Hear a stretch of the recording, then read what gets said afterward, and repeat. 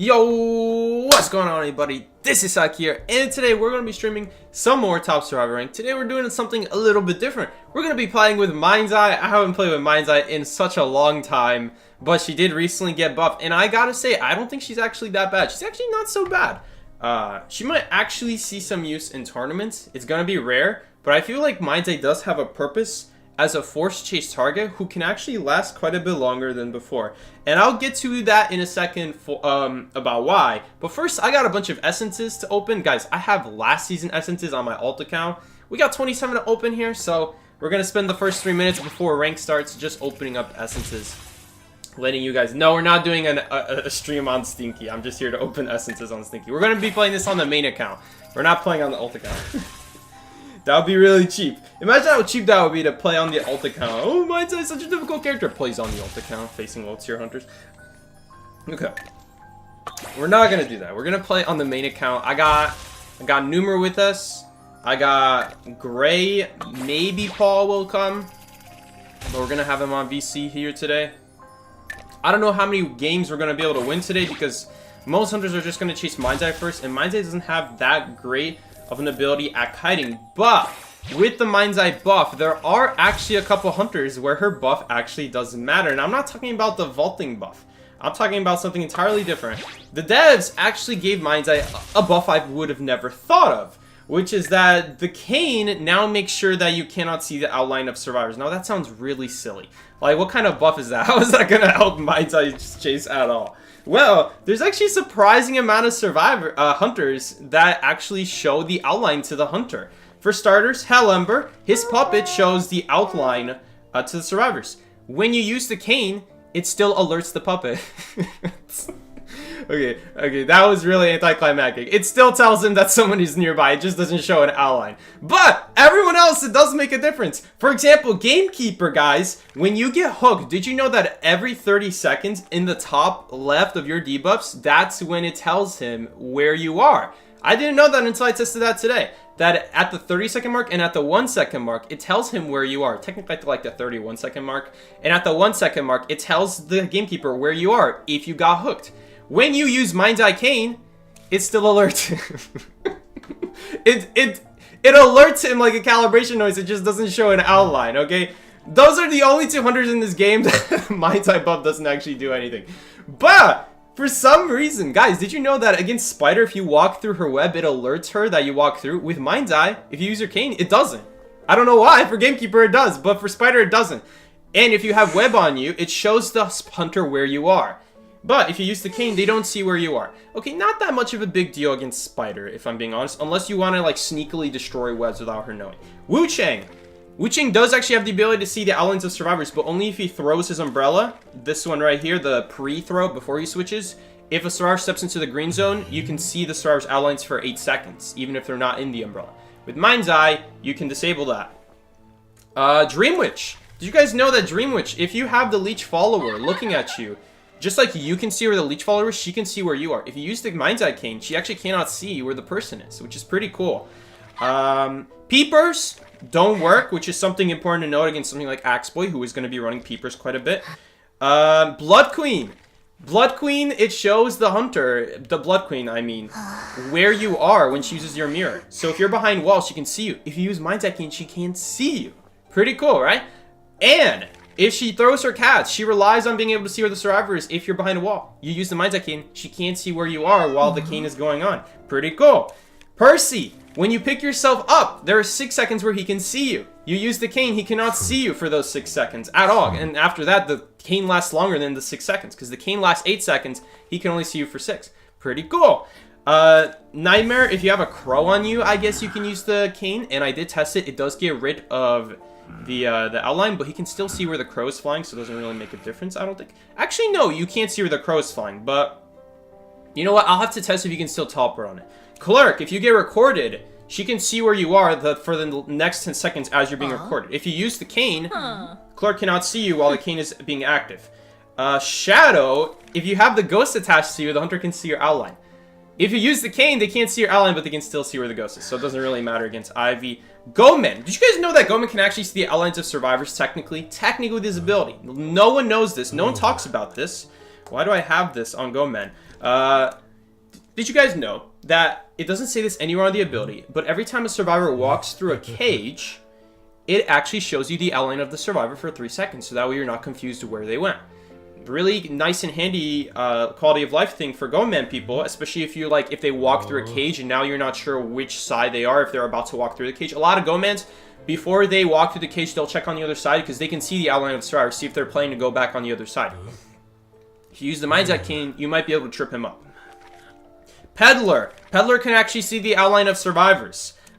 If you step into the mineral affinity, and I'm not just talking about when you get hit by it. After it launches, after it does its explosion damage, that earthquake damage, it's just like Violinist where it won't do damage, but it will still put a debuff on you. And in the case of Peddler, it will not only put vaulting speed and decoding speed decreases on you, but it also does this. It doesn't say this on the ability. It also shows this hunter your outline for those 8 seconds. So you can use this ability and prevent the hunter from seeing you. Basically, what I'm saying is the Mind's Eye buff is able to make it so some hunters cannot see you during chase, which is handy against some, like Clerk, if you're behind tall walls, but mainly against Blood Queen and Anne, where they rely on being able to see you, which is going to be really handy, really nice. And you can also confuse hunters who have peepers. And most importantly, the one trait I did not mention at all during this whole time, it does block the effects of Wanted Order. Wanted Order is an ability that shows you, the hunter, where a survivor is. But if you use the cane, there are 8 seconds where the hunter cannot see you, because that's how long the cane lasts. So, that's what we're going to be focusing on with Mind's Eye today. That's the main chase ability, but they did also give 2 other buffs for Mind's Eye, in case you are just tuning in and you have no idea what I was just explaining. Basically, I was explaining what hunters are impacted by the first Mind's Eye buff, which is that... Oops, I forgot to change accounts. I was just explaining the first Mind's Eye buff, which is that if you use the cane, while the cane is active for those 8 seconds, the hunter cannot see survivor outlines, which makes a difference for a couple hunter abilities, like half the hunters in this game, and it also makes a difference for peepers and Wanted Order. The second Mind's Eye buff is that now instead of vaulting 22% slower, she vaults 15% slower. Now keep in mind, the vaulting debuff isn't just for vaulting, but it's also for dropping pallets. So this is essentially a buff to dropping pallets as well. And I know it doesn't sound like a lot, but honestly, if you think about what it used to be, which was at 30% a long time ago, and nowadays it's at 15%, it's quite a bit different.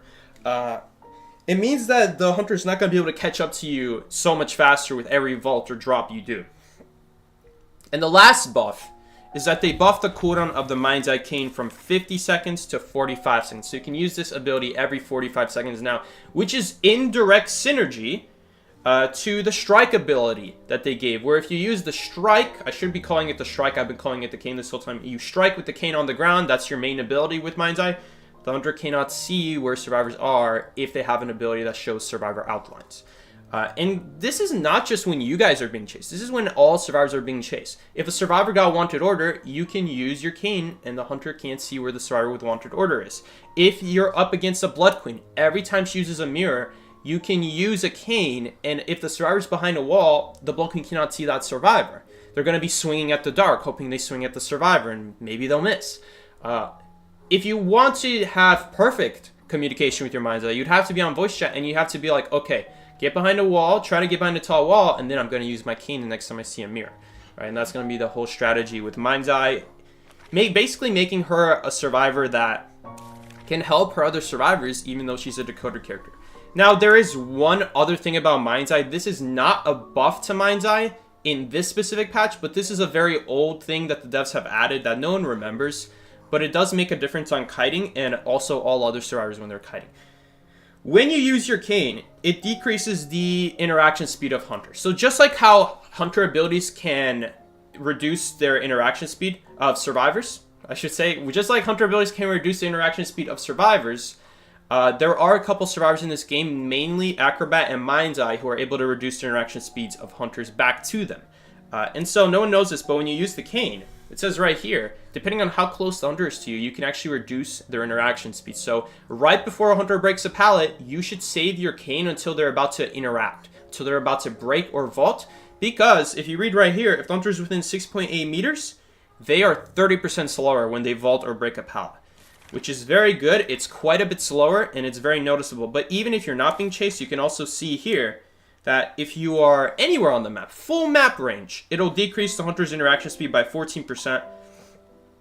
And if you have Harpy, you know, I say Harpy, but Harpy triggers at 32 meters, and it says here 25.3, so slightly closer than Harpy radius, and you can actually even further decrease hunter's interaction speed. And of course, if you're the one being targeted, or maybe you had to do a rescue, maybe you had to do a rescue at Shack on Hospital, and your survivor immediately goes towards the Shack pallet if it's still there. After doing that rescue on the chair, well, the hunter's going to be right next to you guys. You can use your cane. Now the hunter is braking at 30% slower. So there are a few ways to be able to take advantage of the cane, which is really nice. I thought I would get an invite by now. I'm on, by the way. Maybe they're just still searching for a fourth player. Should I name him Gray or Gray with an A? Named him Gray with an E. I can never remember what gray I use. I just switch between A and E. Anyway, I guess since we're still waiting for them to come online, we'll open the rest of those essences. 1 second though, because I have to log in. So while we're waiting, I'm gonna go ahead and I guess open the rest of the essences that I didn't get to open. Let's see. I got something in my throat today. I don't know why. It's just one of those things where I'm not sick, but it feels like I got something in my throat, something dry.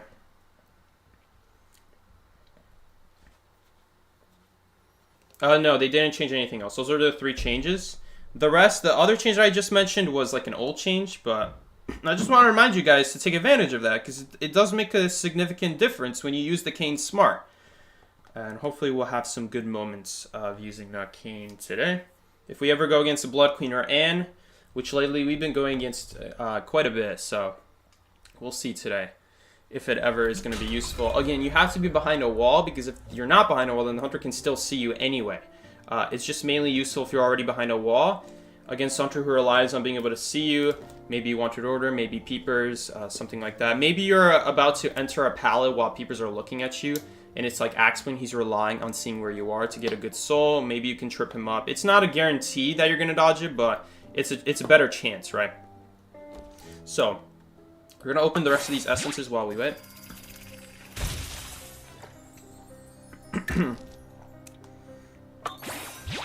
Oh, we got something. What did I get? This is from last season. This is a skin from last season. I still haven't opened these essences. Alright, cool. Stinky got something. Alright. Anyway. I prefer the other opera singer skin, the red one. Personally. Which I think I might already have on this account. Alright. Anyway. Let me greet you guys all. We got Lantern here. We got Faye. You love Helena. Psyche early? Crazy. I wanted to be a little bit early because like I wanted to open these essences, but also explain what the Mind's Eye buff is. Still cannot believe Goman is called Jeffrey, such a human name. He is part human. Come on, guys. People out here dehumanizing Goman. He still got man in the name Goman, guys. Come on. My type pro supporter now. Well, she's useful if you know how her ability works. You should read the book, you know. Buff is she's immune to all location detecting abilities when using cane. Not really. That's not really true. That's why I wanted to go over specifically Wanders. Any hunter except Hellember, Gamekeeper are those two where it'll still notify the hunter, in Shadow technically I guess as well. Against Hellember, if you use the cane, it doesn't show the Hellember where you're standing, but he still gets alerted. The puppet is still shaking on his screen. Like, the icon still shakes and tells him that there's a survivor nearby. Even though he can't see them, the puppet still tells him that. For Gamekeeper, if you hook someone, every 30 seconds, it'll tell him where you are. That's a little thing that Gamekeeper has. That at the 31-second mark of the debuff, of the Rotting Leaves debuff, and at the 1-second mark, it'll give him a calibration location identifier of where the survivor is. And if you use the Mind's Eye cane, let's say you don't use the Mind's Eye cane. What would normally happen is it notifies him, and then afterwards, you can still see the outline of the survivor.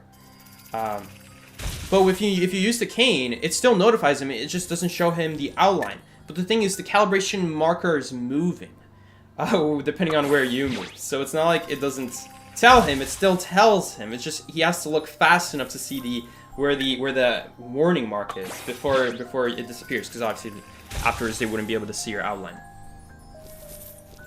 And with shadow, if you attach a ghost to someone and you use the cane, normally the shadow would see that person's outline. If you use the mind's eye cane, you can't. But the shadow can still see where the ghost is. The ghost is clearly attached to someone. It doesn't like detach the ghost. She can still see there's a ghost there, floating in thin air. So she knows where you are. So for the most part, the mind's eye cane makes a difference. I don't know why for Spider, it doesn't give her notification if you use the mind's eye cane. But for Gamekeeper, it still notifies him where you are. Like if you step in a trap, obviously the trap goes off, but you can't see the outline. Right, okay, that makes sense. But how come for the Gamekeeper hook, when you hook someone, it tells him where you are every 30 seconds, yet when you use the mind's eye cane, it still tells him. It just doesn't show the outline. Yet for Soul Weaver, who also gets basically coded the same way, her ability is also coded the same way, where someone steps through the web, it notifies her, it gives a sound notification, and then you can see the outline afterwards of the survivor. It completely blocks both of those for the mind's eye cane, which is really interesting. It doesn't do that for Gamekeeper. It just blocks the outline, but he still gets sound notified. And you can visibly see where the calibration is where that sound happened. So, I don't know. It's a little bit strange, but hey, it exists. It's in the game.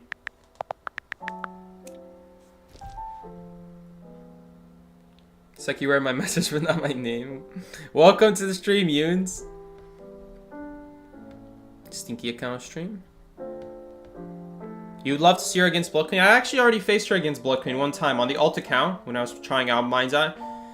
You know, it can work. The problem is it's pretty difficult to find a wall that's so long that the hunter never gets eyes on you afterwards. And every once in a while they might swing at you randomly and hit you when you use the cane, so it really depends. Sometimes you'll get lucky, sometimes you won't. Man, where is everyone today? Too late, Seki. I already disliked it on sub. Take care, Yoons. Good having you as a fan while it lasted. Okay, where is Newer? Oh. Man. Okay, no one wants to run. We were missing one person. And the other two people said they didn't want to play anymore. Okay, so that's fine. We'll just play by myself.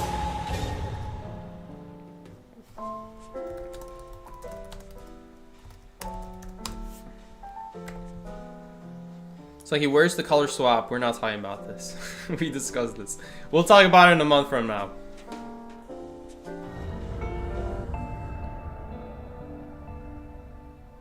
You know, maybe what I should do is I should put it in the description what the Mind's Eye buff is. Because I already know there's going to be at least 5 other people who come in during this stream asking me what's the Mind's Eye buff.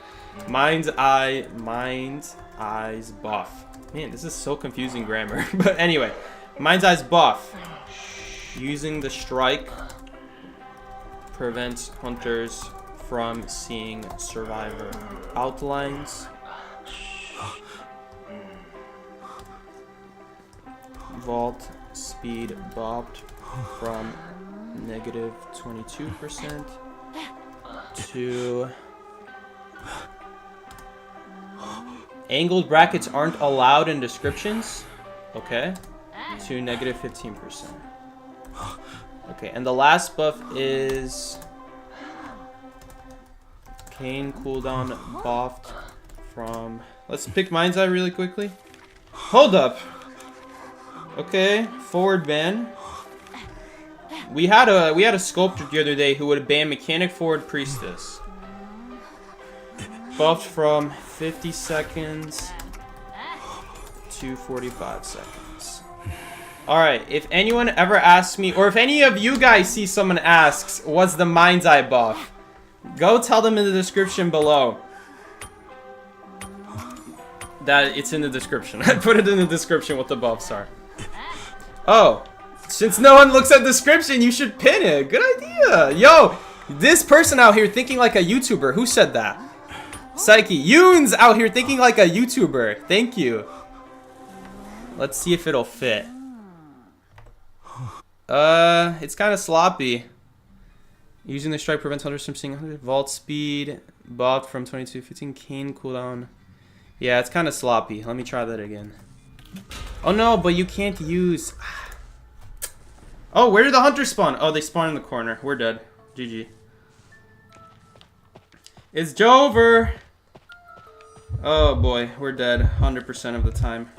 I'm actually not even going to commit to this. It's not going to work. He's going to beat us. I think we can beat him to this window, though. Yeah, we'll beat him. And he'll have to vault it. Look at how slow that vault speed is, guys! Mine's above going crazy. Okay, in reality, realistically, we're not going to be able to kite this out, if I'm being honest.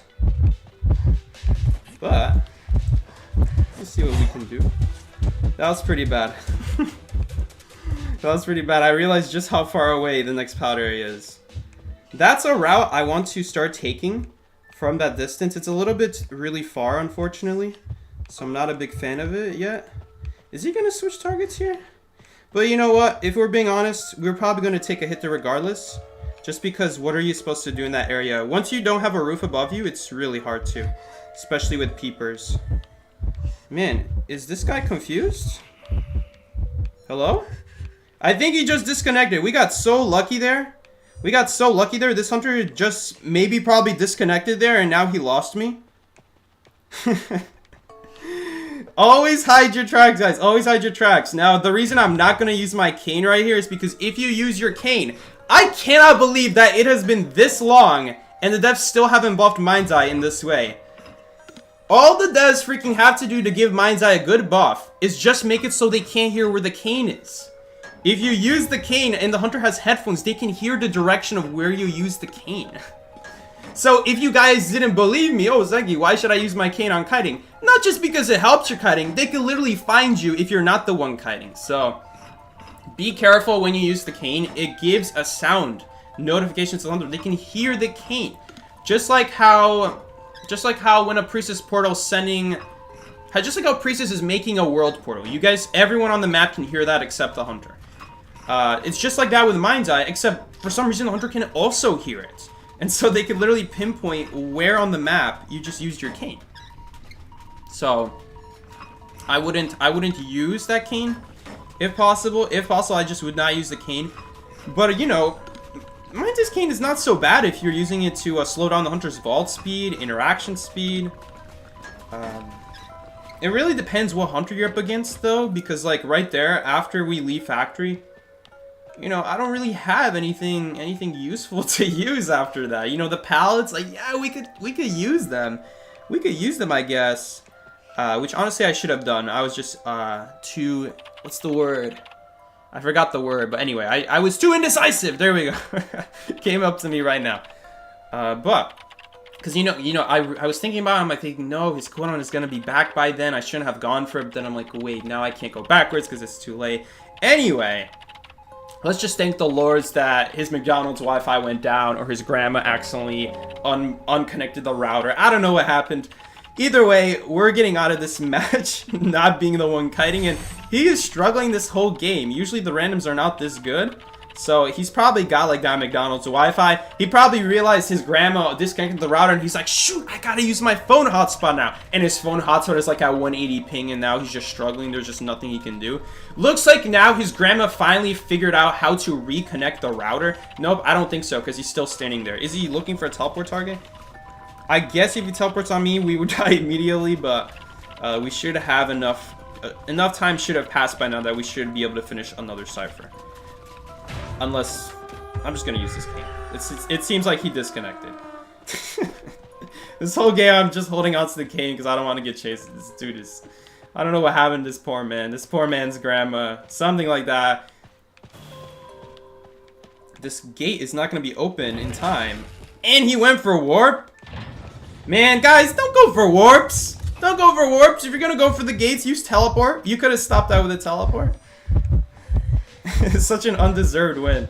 Anyway, we're counting it. We'll take anything with Mind's Eye. You know, maybe that's just part of Mind's Eye. Mind's Eye just has that disconnection buff, you know? Just straight up disconnect the hunter from their Wi-Fi.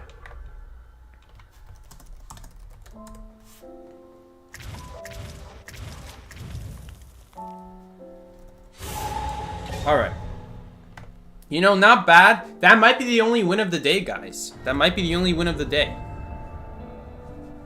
Okay. I want to make this pin message a little bit prettier. Let's see.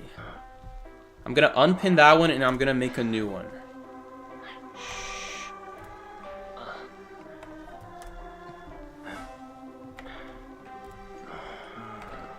Okay. This will be the new pinned message. There we go. Looks a little bit prettier now. You can hide it, I'm pretty sure. You guys can, I think if you click on it, on the 3 dots somewhere on there, it should be able to let you hide the pinned message so it's not getting in the way of chat. Oh, we got a gray map for Mind's Eye. This is the Mind's Eye's by far best map. This is the one map where I would competitively think about playing at Mind's Eye. Well, hey guys, good on this map. There are a lot of chests for Lucky Guy. It's actually not a bad idea. You know, if I'm gonna play Lucky Guy, this is one of Lucky Guy's better maps. Not just because, you know, there's a lot of chests, but also you pull an elbow pad, you pull a football, you go straight to hospital. It doesn't take a lot of skill.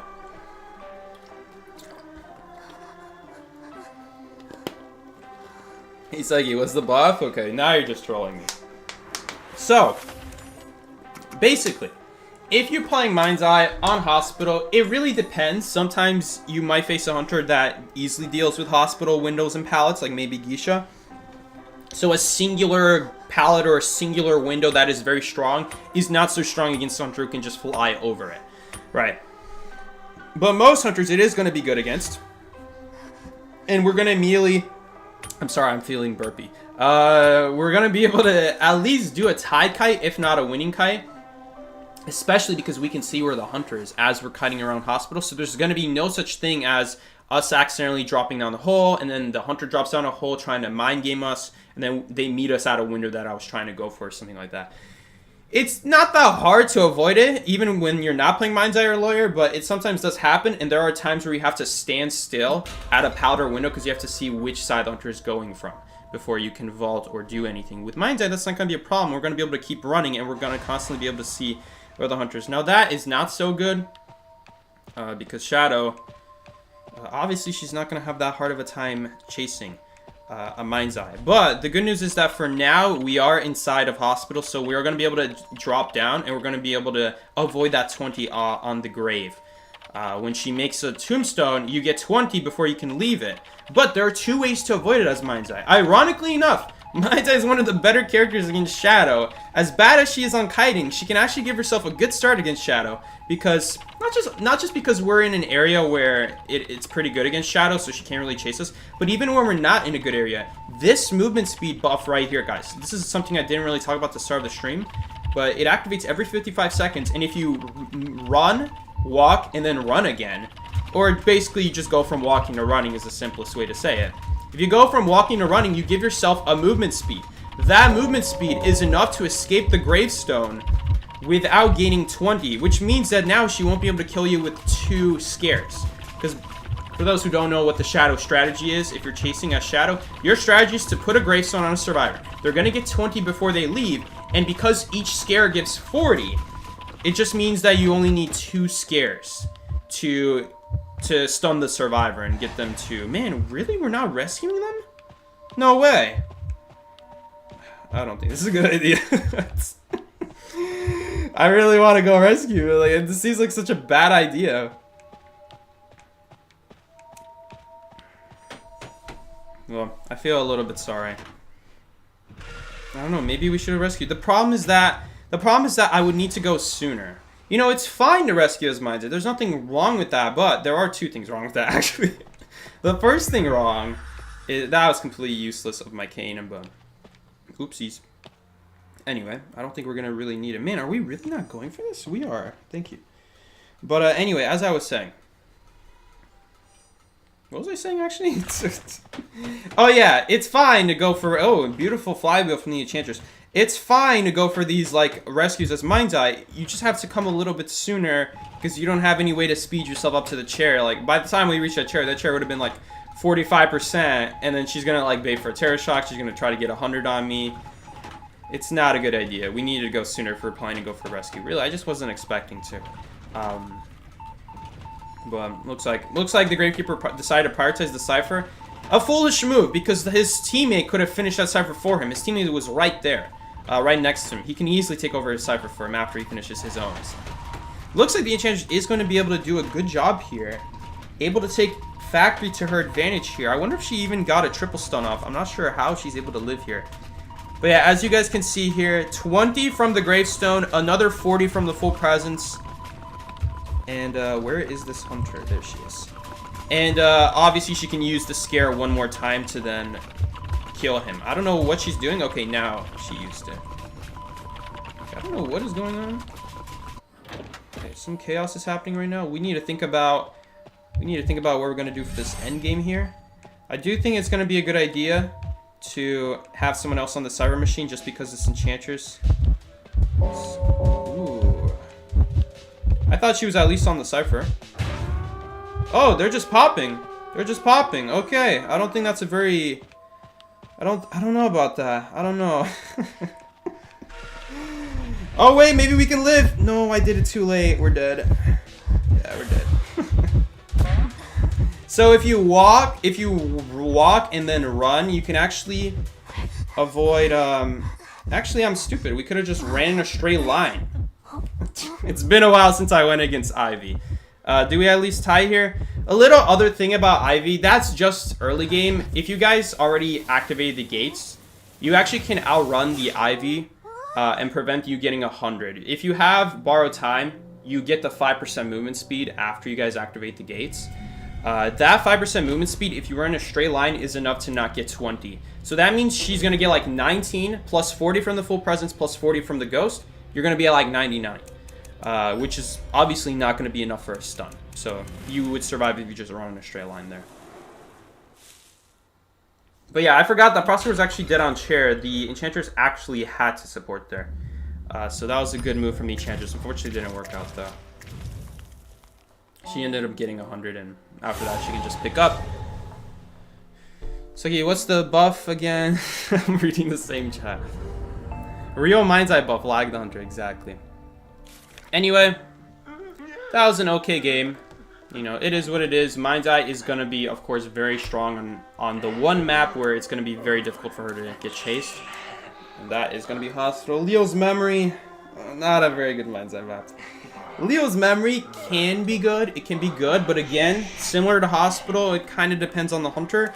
The only difference is that the window and pallets are more spread apart. It's easier to intersect a Mind's Eye from reaching the pallets and windows, especially because she vaults slower. And on top of that, she doesn't really have any cutting abilities to begin with, besides slowing down the Hunter's vault speed, which can be good for like reaching one extra pallet or one extra window, but after that, you're going to be in trouble, especially if the Hunter has faster pallet breaking. Then all your buff is doing, all your Keen is doing is just canceling it out, which is still fine, you know, it's still 30% slower. My hair needs to chill today. What is going on today? I'm just going to stop touching it. Did anyone else see that unhinged message from the Prospector? No, I didn't. What did he say? Why does Mind's Eye get scared if she's blind? You're right. How can she see Ivy if she's blind? Okay, well, no, she's not really blind. You know, she used to be physically, actually, like, physically. What does that even mean? She used to actually be more blind back then. Like, the whole screen was black. Even if you use your cane, or if you don't use your cane, the whole area was black. Who remembers that? Right now, the whole map is, like, gray and foggy. But back then, it was just pitch black. You couldn't see anything except glowing pallets. That's how the old Mind's Eye used to be. If you guys... I've never seen that before. Search up like Mind's Eye, like when she released. What Mind's Eye release trailer? Maybe you can probably find on the official Identity 5 channel, and it'll show you her perspective. Her perspective was completely pitch black. It wasn't foggy like it is right now. It was just straight up pitch darkness. Okay, I am expecting to get chased here until we get a notification on who the Hunter is. I don't want to approach. The Hunter's pursuing Mind's Eye, dude. Stop scaring me. Hunter is not pursuing me, homie. Okay. We are not getting any pings on who the Hunter is, even though they could tell me who the Hunter is. And I would love to miss a calibration, but Mind's Eye gets very few calibrations. It's one of her buffs, which is actually not a buff, because every calibration you get, you can actually increase your decode progress if you get a perfect calibration. Okay, it's Anne.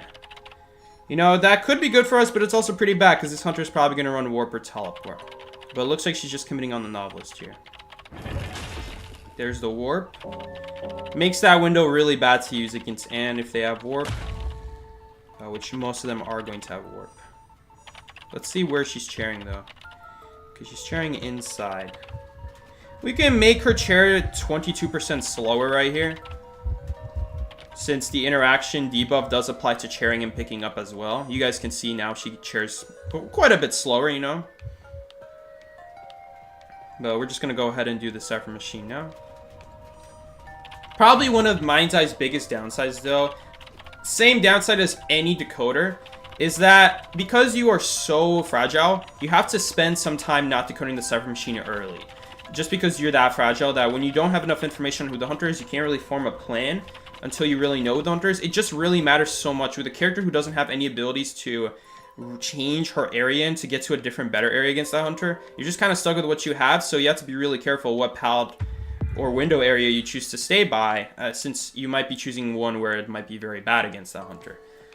So that's important to keep that in mind as Mind's Eye, but at the same time it's kind of hard to. We don't really know who the hunter is, which means that you just kind of have to, at the start of the game, just not decode. You just have to play it safe, wait for a heartbeat, get ready to kite, ideally. And that's the biggest problem with decoders, is that decoders oftentimes are not even decoding. They're usually the one kiting, which at that point defeats the whole purpose of a decoder. At least survivors like Explorer are very good at hiding, and so they are much more efficient at avoiding the hunter, because they will already know if the hunter's coming for them or not. Same with the Lawyer, you can immediately see if the hunter's coming for you or not. You already have a plan in mind. Survivors like Mind's Eye and Composer, they struggle a little bit, you know, actually identifying if the hunter's coming for them, so they have to just waste time expecting them to be the first chase. Usually, they are the first chase, so it's fine to do that. But at the same time, it is technically a waste of time, and so your decode buff kind of goes to waste, because any other survivor is already doing the Cypher Machine already, but you're sitting there still worried about if the hunter's coming for you. It's much better in voice chat situations where your teammates can tell you if the hunter's chasing someone or not. But like this game, it's kind of difficult. You know, we don't really have anyone pinging who the hunter is, if they're chasing on them or not. You know, they can't really say hunter's near me, because what if the hunter is just passing by, right? So it does depend. I see the hunter's shadow, so I am a little bit worried they might be going towards me. But I am going to also use the cane here just to help my teammates dodge the cap barely. We're not going to be able to do that. She's just going to jump right to that. Right to me. That's another thing. Guys, we're not going to survive here. So the best thing to do is to just die as far away from possible from this prospector. Because in every situation, we die to the cats right now. There's no area that will save us. So my best goal right now is to make it so we are not dying anywhere near this prospector. And now, check this out. Now she's going to have to commit a whole warp or some trait to go after that person across the map. Guys, warp doesn't even reach that far away. Look how much distance we got just running in a straight line. Extremely good. We're on the other side of the map. And now they're going to have enough time to go ahead and do that gate now. We already know she has warp. She probably doesn't have trump card. It's because she's running warp. And just like that, we are able to get a win by doing absolutely nothing. The underrated aspect of dying away from ciphers and exit gates is something I've really forgotten about until I started playing competitive teams again. It is so stupid that when you play Hunter, you also realize this. I haven't played Hunter. That's another reason. You realize how annoying it is, how big of a waste of time it is when survivors not only make it take a while to chair you, like they didn't die in front of any rockets, just so it takes like 8 seconds of walking, but on top of that, their key targets that they need to protect are nowhere in sight. They have to protect the chair, but they also protect the exit gate that's like 150 meters across the map. That's, well, 150 meters is a little bit of exaggeration, like 120 meters across the map. There's just nothing they're going to be able to do about that. I already know the other exit gate is open, so I really don't care about the person I'm dying next to. They're just going to escape. But the other two people, now that I died so far away, now the gate is open for them. Now they can take over the gate. Because I was working on it, it is completely safe to go for the gate. They're going to make it as long as they just go for it, and they did end up going for it. So we did end up managing to win that game just by doing nothing, and also identifying that, hey, it's an Ann with no heights, with no walls in the way. Like, we could try to mind game her with Shaq, but is it worth it? No, not really, because I know for a fact if I just die far from them, this will win, and I don't really have to do anything. I just have to do my part and not die near them. So I'm gonna go ahead and I'm gonna grab my charger real quick.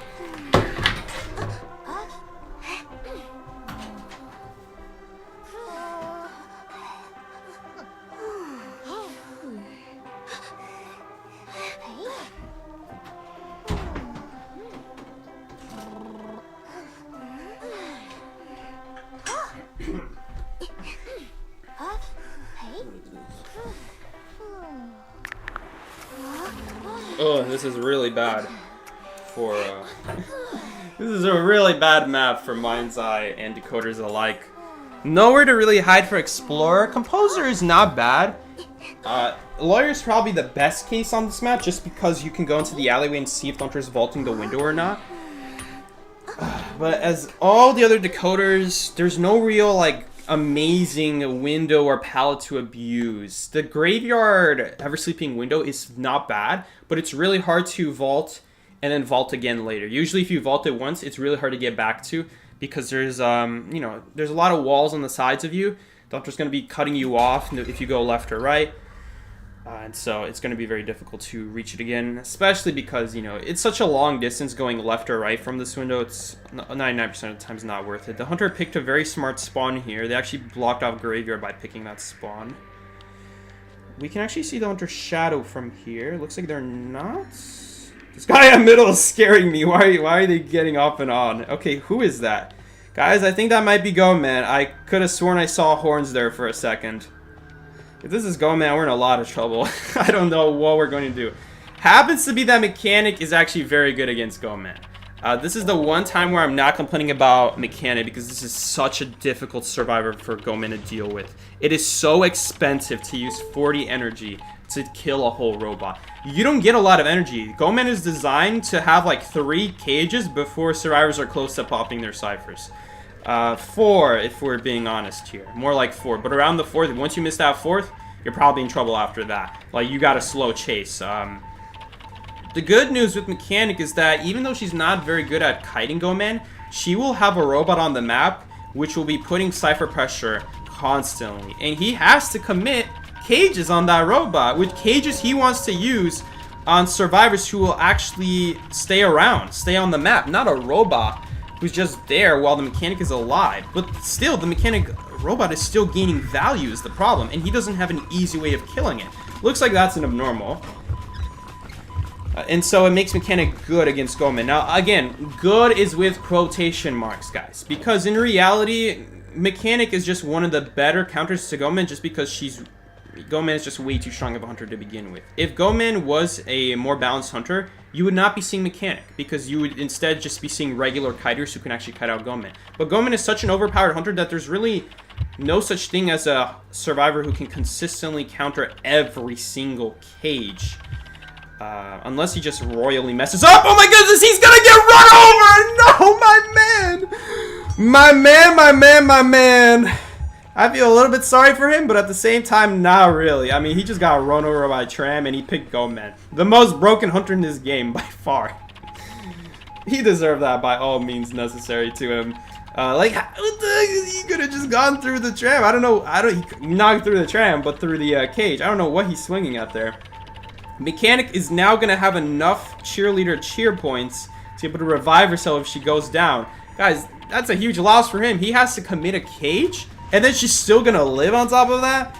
This is where, like, the chaos starts happening with Go Man, where, like, if Go Man messes up at any point, and the stars are able to rebound or heal up or get abilities, those cages become very expensive, because he's going to need more than one cage at that point to take down stars. Unfortunately, I don't know what happened there. It looks like the cheerleader ended up, I guess, having to split from the Mechanic there, and she ended up losing her points there.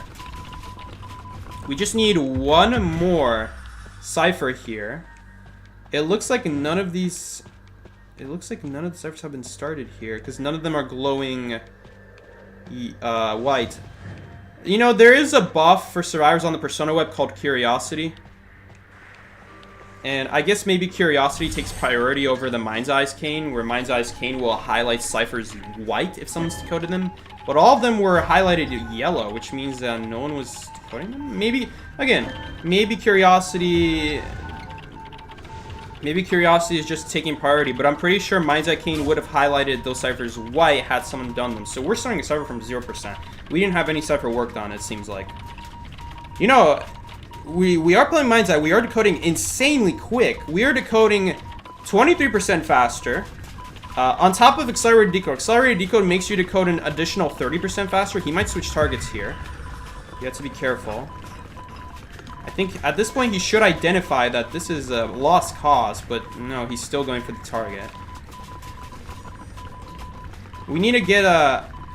Preferably, if he's not using cages, he's stalling to get his max energy back. In that case, we should pop as soon as possible. You know, once she gets into a good spot. She didn't even get a cage out, unfortunately.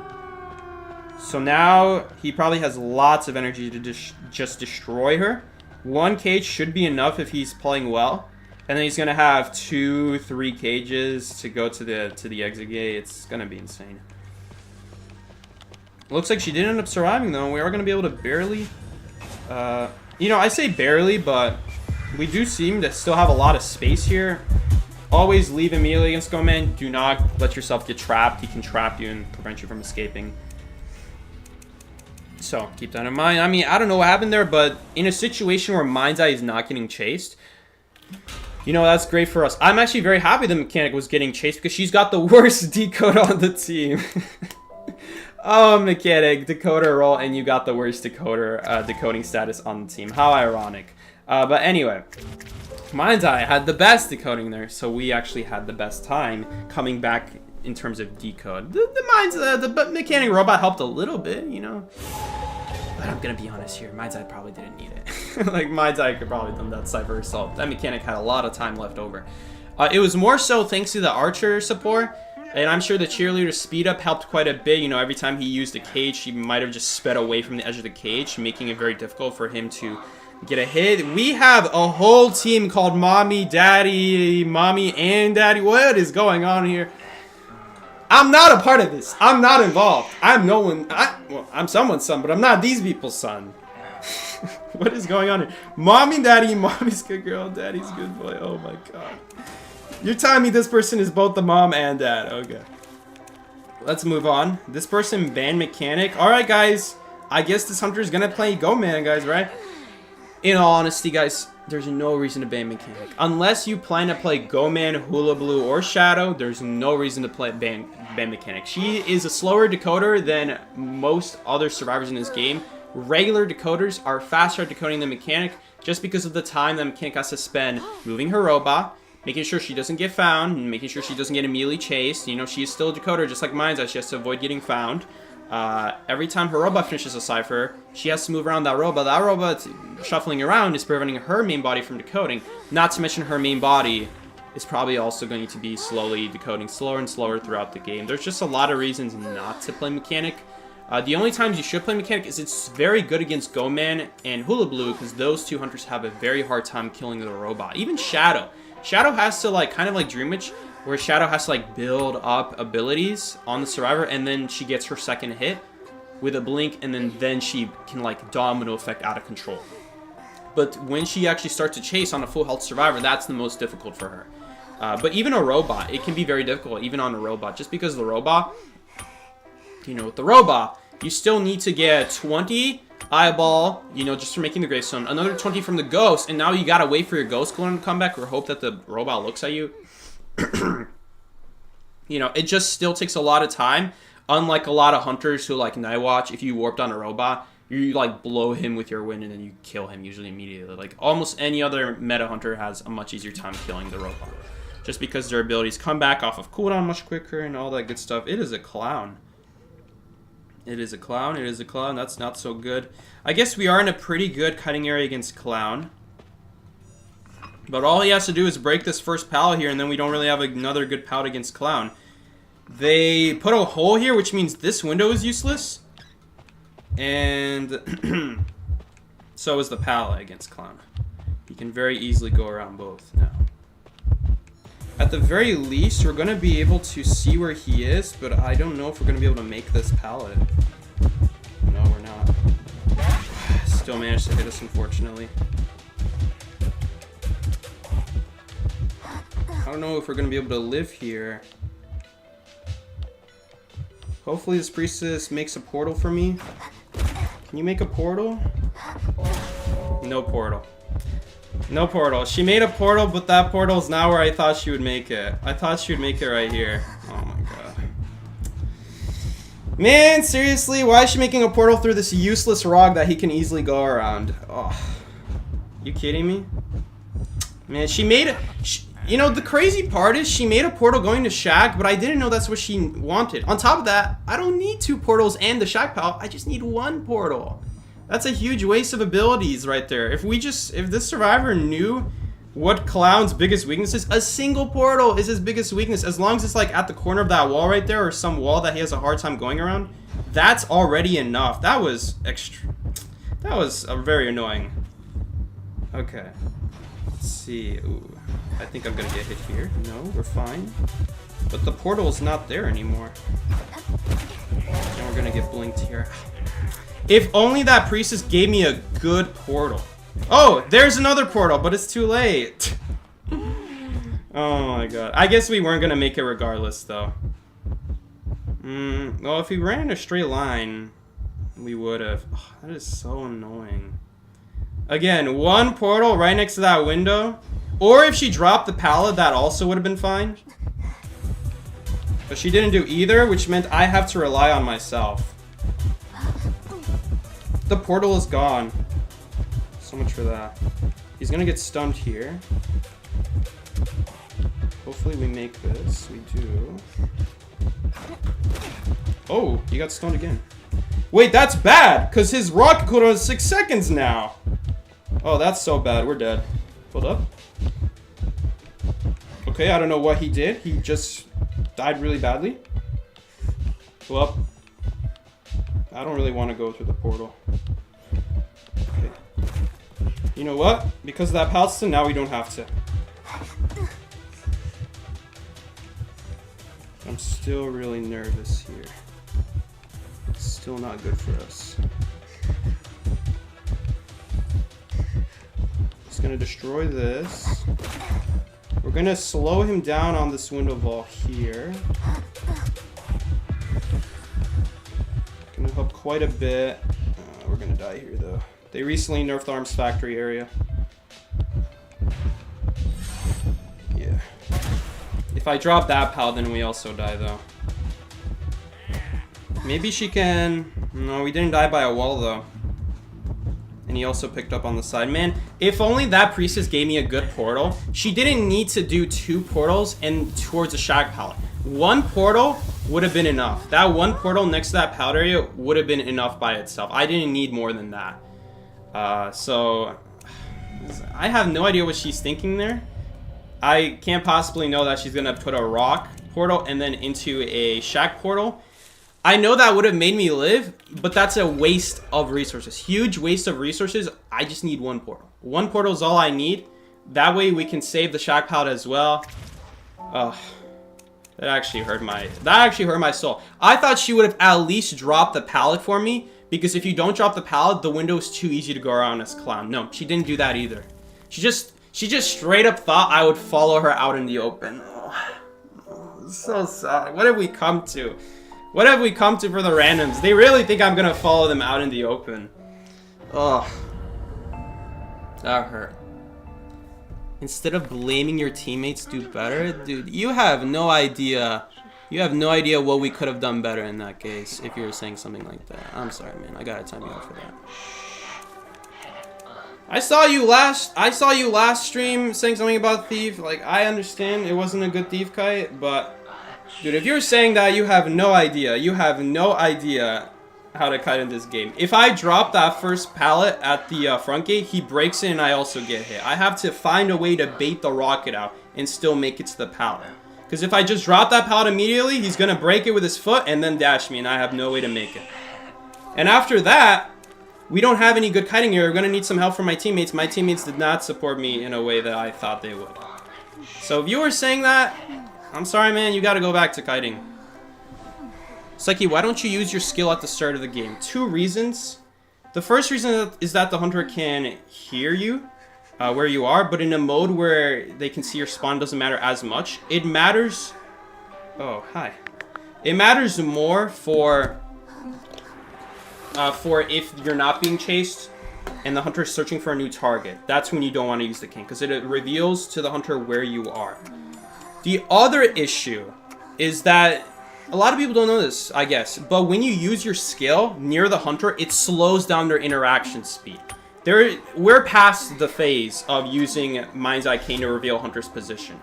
As Mind's Eye players, you can use your cane to help you kite longer, and you can slow down the hunter's interaction speed by using it near windows and pallets. So that's the way the cane works. The closer the hunter is to you, the slower their interaction speed. It says exactly what it is inside of the game, like how much the percent and how close you need to be. But just know that the closer the hunter is to you... Ooh, where did the hunter spawn? Okay, that's where they spawned. I don't know why, but Darkwoods in Chinatown is extremely foggy. I don't know what they did. They made the map so bright that I guess they didn't optimize it for Mind's Eye. Oh, it's you.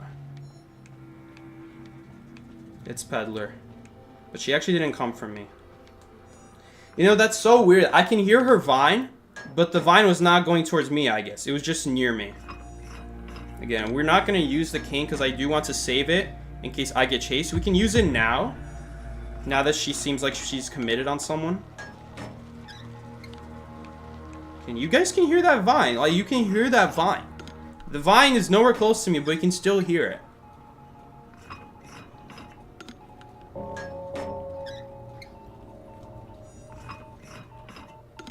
Darkwoods slightly favor stars, but islands can be seen from far away. That is very true. Yeah, that's a big problem with Darkwoods. It's kind of the same with Moonlit, but on Moonlit it's much more severe. Gotta be really careful here, though, because we're not getting a lot of pings. We're not getting a lot of information. Blink's cooldown has ended. Yep, there's Blink. Blink was up for 12 seconds now. Again, we can use this cane. It's best to use it... Ooh, he got trapped. Oh, I thought he got asunder or something. I don't know what happened there. It's best to use it when a hunter breaks a powder window, just because that's when... Okay, I thought we didn't pop for a second there. Just because that's when the hunters slow down the most, because it reduces their interaction speed when you use the cane well. It's just you can't see unless you have voice chat and someone tells you that. Oh, hey, this hunter's about to break the powder Volta window. Can you use the cane? Because it does reduce their interaction speed by 14%. At least 14%. It could be more than that, but map wide it's 14%.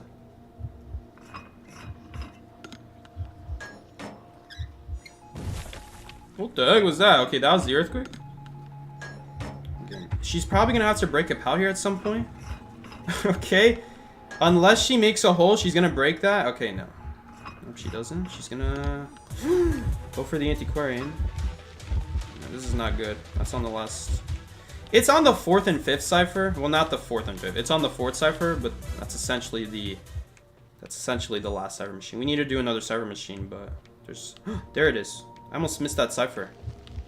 Oh, no. Okay, that's a free rescue. Hopefully someone else will take advantage of that cipher being empty or the chair being empty. No. I thought Meteorologist would rescue. Is this all up to the Mind's Eye? Is it just like the last game where Mind's Eye has to rescue? No, now it's going to be after half, unfortunately. Man, I don't know. Logically, the Mind's Eye is not supposed to go rescue here. She is much better off decoding. That's where you get the decode progress in. I'm just going to assume that they will probably be able to finish the middle cipher. Let's go ahead and finish the other cipher. Right here. Man, seriously? Decode? Do we live in a world where Mind's Eye is expected to rescue? Like, what is going on? I'd understand if I was the only healthy person. That's when Mind's Eye rescues. Mind's Eye does not rescue otherwise. Unless the other person is across the map. But for that, it had to be like moonlit or something like that. Okay, we need to do another cipher machine. We're not getting that cipher done. She's going to be able to stop it every time. Although, she could go after me as well. If she goes after me, we'll be able to do the cipher machine. She might break that pallet. No, she still isn't breaking that pallet. I feel a little bit bad for that antiquarian. Again, as long as we don't over push that cipher from the middle, that's the cipher she's gonna protect the most right now. So as long as we don't push it too hard, we should be fine. Like just a push and pull game of like baiting Hunter to come towards you and then running away from the cipher. We're not taking any dumb hits over it. If she leaves it, take advantage. If not, gotta run. That kind of deal. Cipher machine is almost primed. Focus on footing. We will pop that in that case. But yeah, if we get teleport on. It looks like she's vining. Okay, not towards me though. On someone else. Okay, now she's gonna 100% go for me. Again, similar situation. One ability I feel like is all it takes to kill me right now. Hold up. Dodge. Let's go. Okay. No, she got a blink. Well, you know what? If we got the blink out, that means she's not going to be able to trump card here now. So hopefully our teammates will just go to the gate and we'll just get a tie. It looks like they're already at the gate, so again, it should be tie. Pretty simple tie here. It would have been scary there had whoever kited near me went down there, and then I would have had to last long enough for that person to heal themselves. Kind of like the Leo's memory match, but this match was a much easier. Just because no one went down.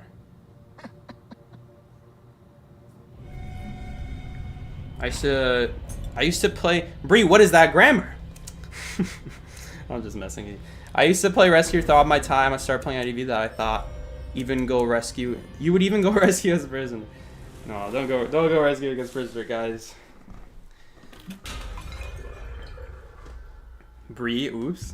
Look at that big brain grammar. Alright. Again, not bad. Unfortunately, we lost that match. We really should at least have tied that match. How did we end up losing that? I guess the rebound wasn't long enough. I don't really understand how we lost that. Alright. And I think we tied that match there. Is the Hunter gonna ready up? Hunter, you stream sniping? Hunter, I'm just Mind's Eye. It's just a Mind's Eye stream. Don't worry. Okay. The Mind's Eye was too powerful for them.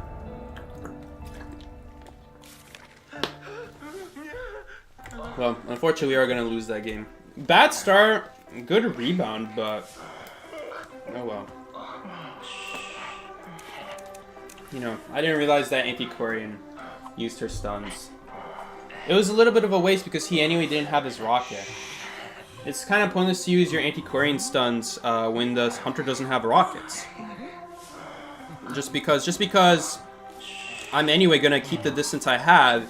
The best time to go for stuns if you're a supporter or harasser, against clowns specifically, but really any hunter who has speed up, you want to wait to stun until the hunter has their ability back up, and then you go for the stuns. You're stalling the hunter out. But when you're using your stuns, when the hunter anyway is going to be like just waiting for their ability to come back, it doesn't really add a whole lot. Like, he was anyway waiting for that ability. He wasn't going to kill me without his ability, and so using the support, when Hunter's anyway not able to kill you. Unless it takes you to like an amazing kiting area. Oh, I'm so sorry. That's the wrong spawn. I'm playing Mind's Eye. Never go that spawn, guys. Don't be killing yourself with Mind's Eye going there. But how many wins we got? We got a second win for that AND game, I guess. That was pretty good.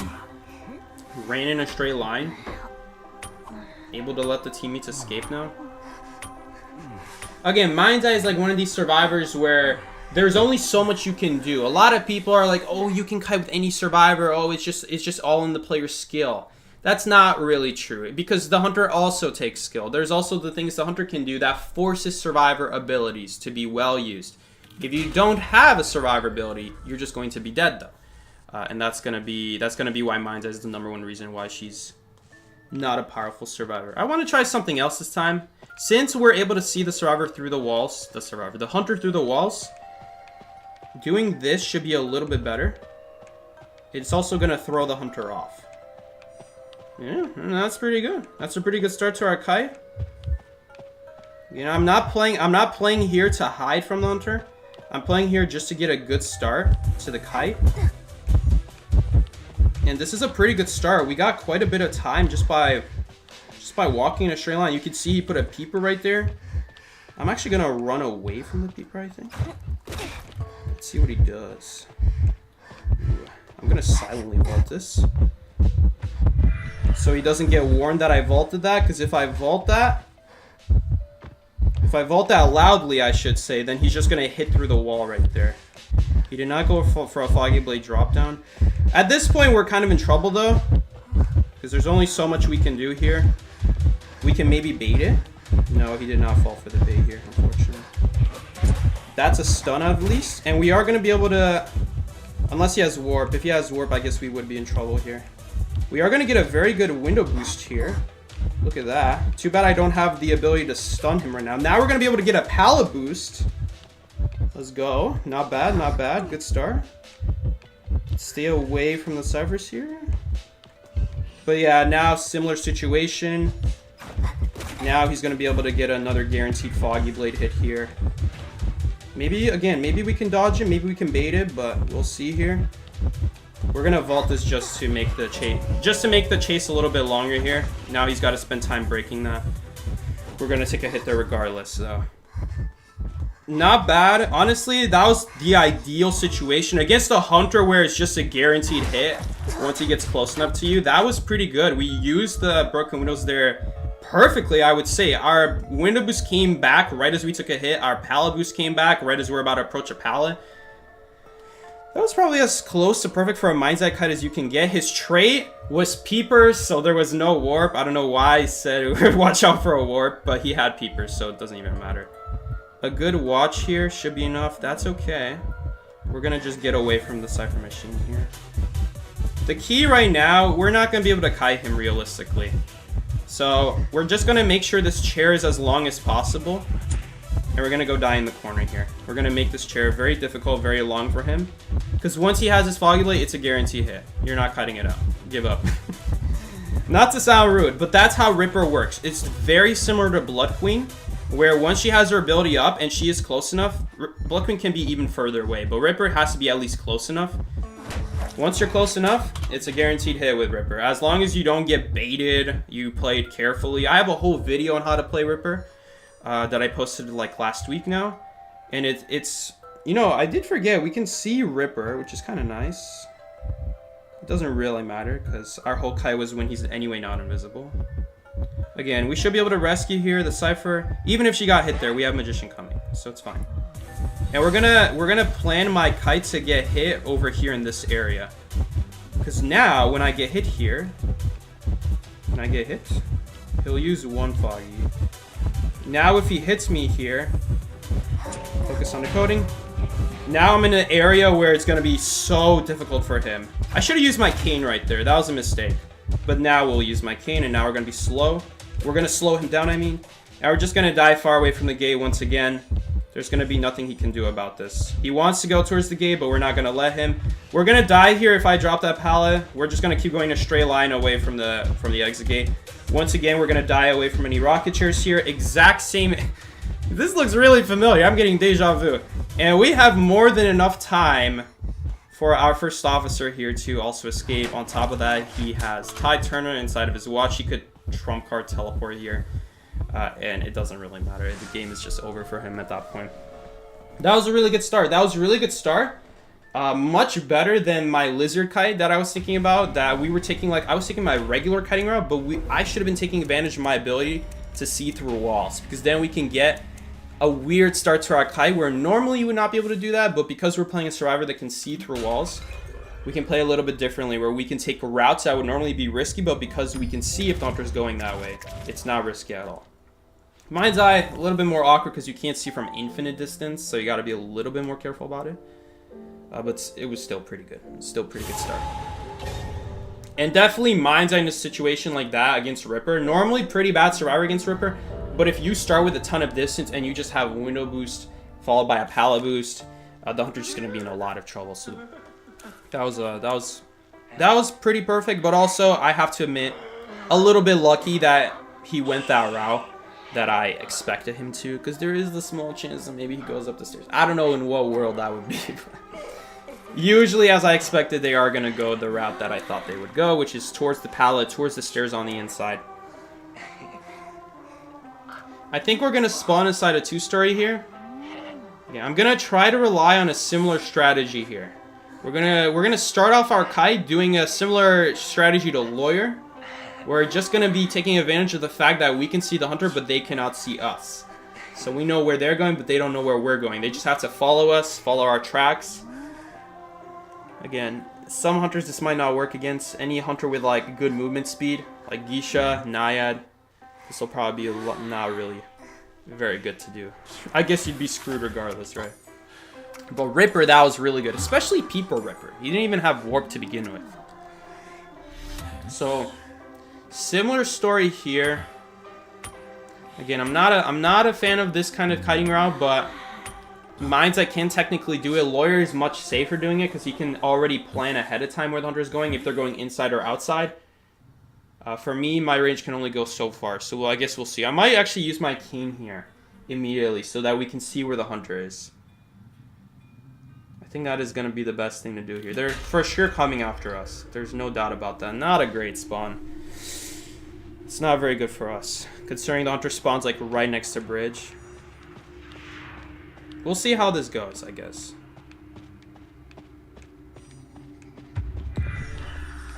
It is Dream Witch. Ooh, that's not so good. I guess we can still see her. But yeah. See, she's so fast that she already knows where we're going. Not very good. Okay, she thought we would go inside. We did not go inside. That's going to stall a little bit longer now. That is extremely difficult. Patroller. If they just use Patroller, just run as far as possible. Just as long as possible. Cowboy maybe will be able to help. Yes, the Patroller is actually going to get fully canceled out now. And he's just going to carry me the whole time. The only issue is that my leech is following us right now. He needs to get to a pallet or something. Okay, that wasn't very good.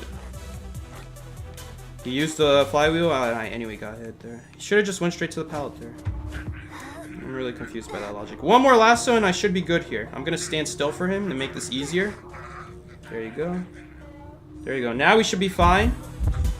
And honestly, I don't know why he's not taking me to pallets, man. Why is he not taking me to pallets? He's just going to get hit here now. Dude, this guy... Good support, but the kiting routes are just not there. I'm gonna get a leech now because she just got 1,000 presents. I am gonna use this right here. Yeah, too late, sorry. Let's go. That was still good, but like I took a hit there that I could have avoided at the start.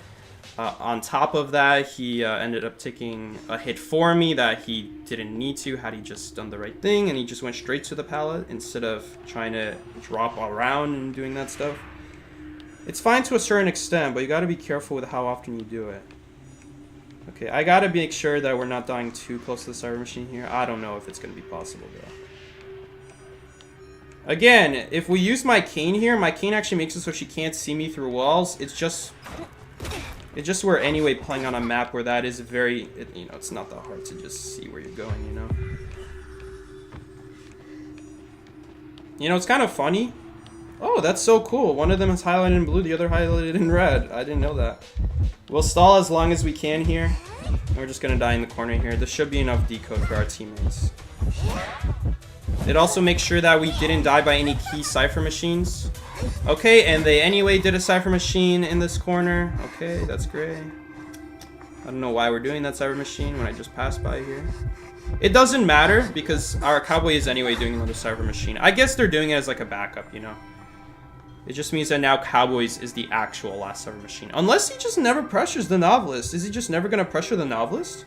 And now he pressures the novelist. Again, it's fine. It's fine to do an extra cipher machine. It's not a big deal. Like, it'll be there for backup. It's just probably not going to be the last one. Ooh, no tide. Okay, so this is going to be... not going to be as good here.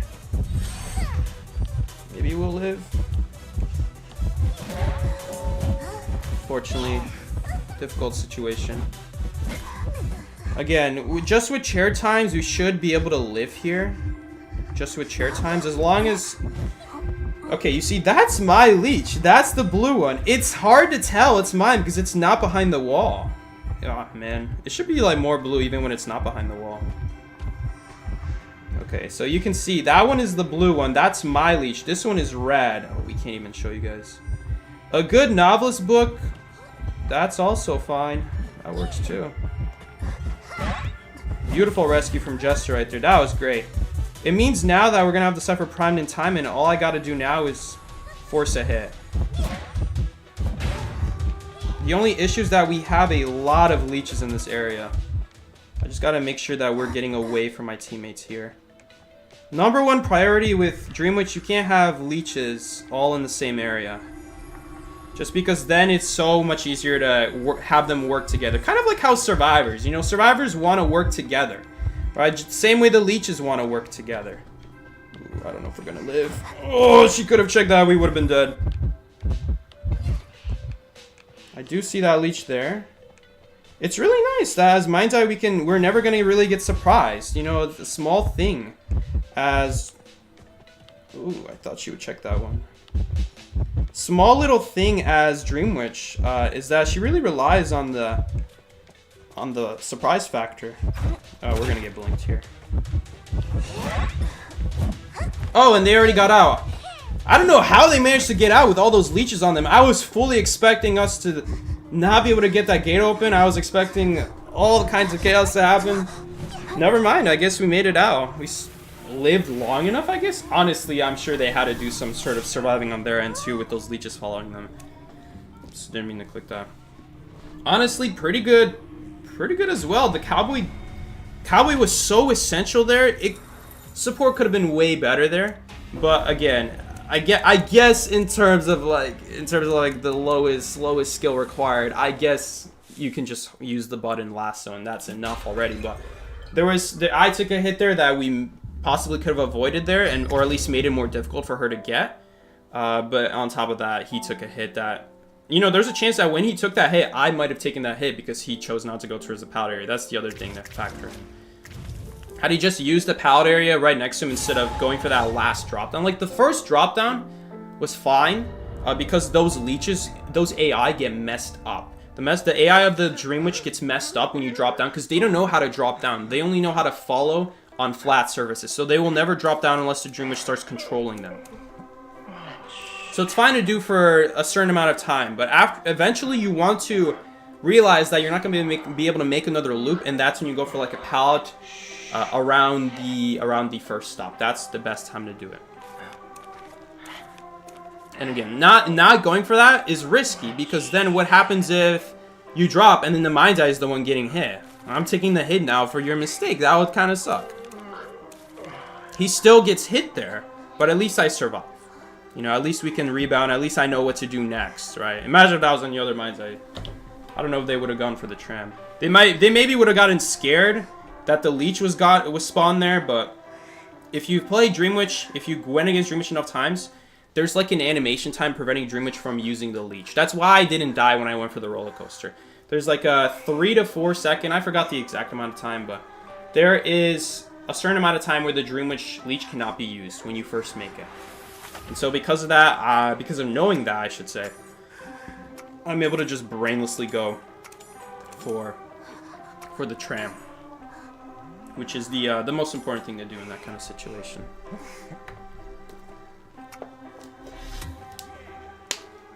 This is not good for me.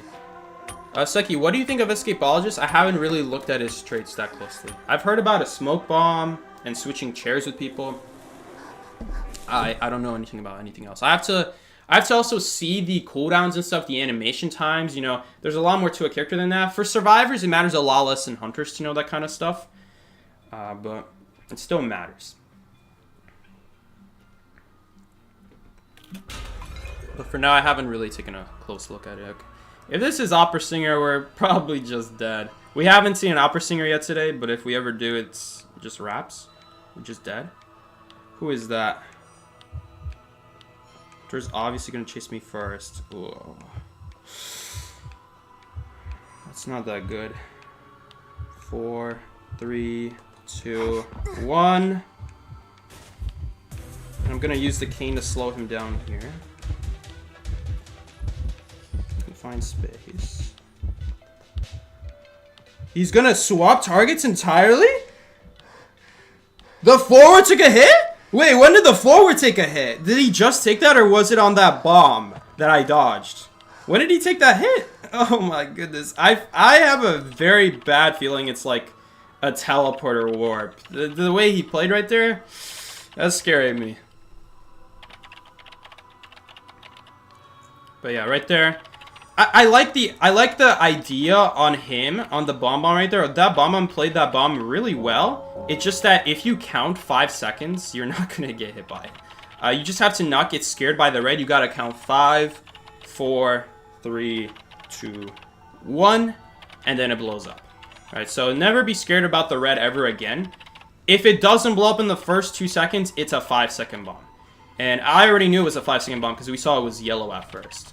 This, though, this is looking like a game-losing situation right here. Forward, ended up getting a chip hit. Kited on the barmaid. Barmaid is, of course, not in a good area. And then barmaid, unfortunately, did go down here because their area just wasn't very good. I don't even know if he's going to make this rescue. He does. No, he didn't make the rescue. That was a really good blink from the hunter there. It looks like we are going to lose this game here. Why did he put that bomb? That was a waste of a bomb. I'm not sure why he put that. Okay. Well, we had such a good start. That was so bad. That was so bad. Such a good start, but unfortunately, it didn't matter. Look at how much progress we got, even with like 2 people getting chased there. Followed by a fail, a rescue. Forward didn't make it either. Guys, we had still quite a bit of progress here. Around the map here, just with that start. That's too bad. Oh well. Okay, let's see. I guess it is still possible. I think we will heal this Gravekeeper. Let's heal him up. Oh no, this is the forward.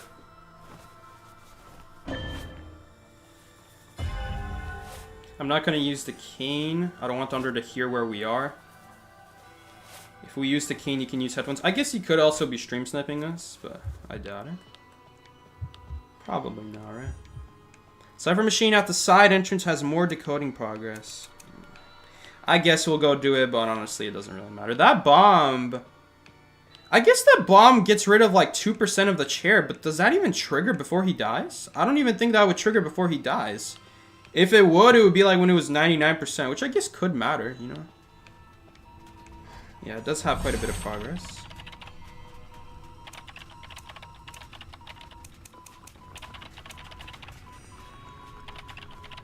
Oh, that's rough. You know, every once in a while, you're gonna have like randoms trademark matches, randoms TM. That's just how it goes sometimes in rank. Yeah, the Bomber buff is good. I think this is an S tier buff. Not saying that Bomber is an S tier character, but if I were to rank the buffs, how good each buff is to the characters that gave, like how well it targets a core issue with that character, I would say this is S tier. They nailed it right on the mark with Bomber's biggest problem, which is just that people don't rescue. And then it becomes a very easy tie fest for the survivors. Hold up. Maybe we can pout stun him. Aww. I thought he was coming here. Have we gone against any hunters, by the way, besides that Anne, where we could take advantage of making sure outline doesn't get seen? I guess I could have used my cane for that forward when he got wanted order. I gotta be careful here, guys, because some of these objects don't load in from far. Like, I'm pretty sure that rock doesn't load in from far. How far? That's a tough question. He's actually gonna help me here. The hunter's gonna help me a little bit here, killing that forward faster. Okay, he's gonna check probably behind church, and then this is where we run. Not behind church, behind graveyard, I mean. We are gonna get crows right now, right as he dies. I don't know where dungeon is. Maybe we'll make it. I don't know if we will. Oh. I don't think Dungeon is there, guys, from the way he's... Yeah, it's not there. He should just surrender already. Yeah, that's GG. We're not getting Dungeon, but he is being very nice to us. I think he honestly could have surrendered there, and I think we would still get the Dungeon point. He can definitely surrender now, and we definitely get it at this point. Yeah, nice player. I don't know who this hunter is. We'll see it right here who the hunter is. Man is trying to body block. Unbelievable. If they sell his buff chair bomb, yeah, it's a lot faster. Each bomb is worth 4%, I think. 4%. 4%. Kolama. 4%. Each one is worth 4%. So if you put 5 bombs on a chair, it's just 20% increase, right? 20%. Is it 4% or 4 seconds? I forget this every time. 4% or 4 seconds, guys. 4% is not the same as 4 seconds. You don't take 100 seconds to die on chair, so each second is not worth 1%. Let me see this. 20 adds 4 seconds. 4 seconds. So you speed up the chair by 20%. You speed up the chair in percent, that'll be 33% faster. So at 66% chair, that's when they're dead. Imagine if you're not playing bomb on, compared to if you are playing bomb on, if a survivor were to reach 66% chair, they're already dead against bomb on. Because each one is worth 20, each bomb is worth 4 seconds, 5 bombs is worth 20, a chair only lasts 60 seconds, so then you would die at that point. Oh, before I match, shit, I wanted to say thank you in post. Oops.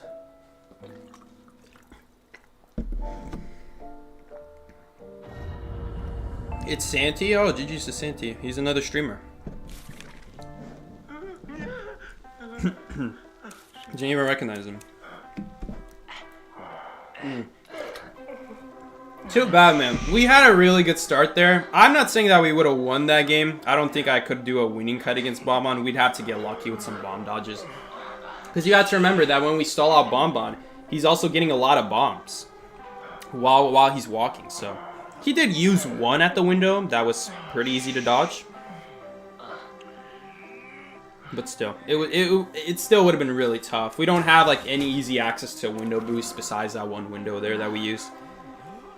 We'd have to go on the edge of the map. I was thinking about using Shack though. Shack with the windows is a much better area at that point. Just because it is very difficult to go around those windows as like a normal movement speed hunter. We're getting a lot of Leo's memory here. Can I get like a hospital here? Here or there? Come on. Okay. We'll do the same strategy, I guess. We'll see how it goes again. If it's like Geisha again, it's not going to be so good. We'll see. Adapt as you go, I guess, like I said. We got double decoder here, unfortunately. I guess he's going to go decoder here because he knows I'm going to get chased probably. So... Not a bad idea, honestly. If you're gonna have one decoder, you may as well have 2. That way the hunter can't chase both of you.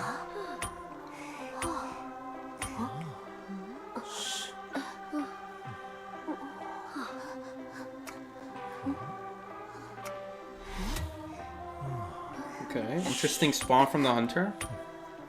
Maybe they're trying to find the composer right now. Oh, wait, we have triple decoder. I didn't even count Fairlady as a decoder. She's hardly a decoder. She's hardly a decoder. She's better than Mechanic. Way better than Mechanic. At least she decodes normal speed, even if the Cypher already has progress. I wish, man, that if it's a Cypher she's never touched, she would just flat get a 10%. Just at the start. There's a lot of times as a survivor. That explains a lot more why they chose that spawn now. There are many times as survivor where, what's the word I'm looking for? Shoot, what am I even trying to say? There are many times as survivor where you're taking over a Cypher machine of someone else, whether that be a rescuer or maybe a supporter, and then Fairlady is not going to get any value. So, I'm not a big fan of Fairlady because of that.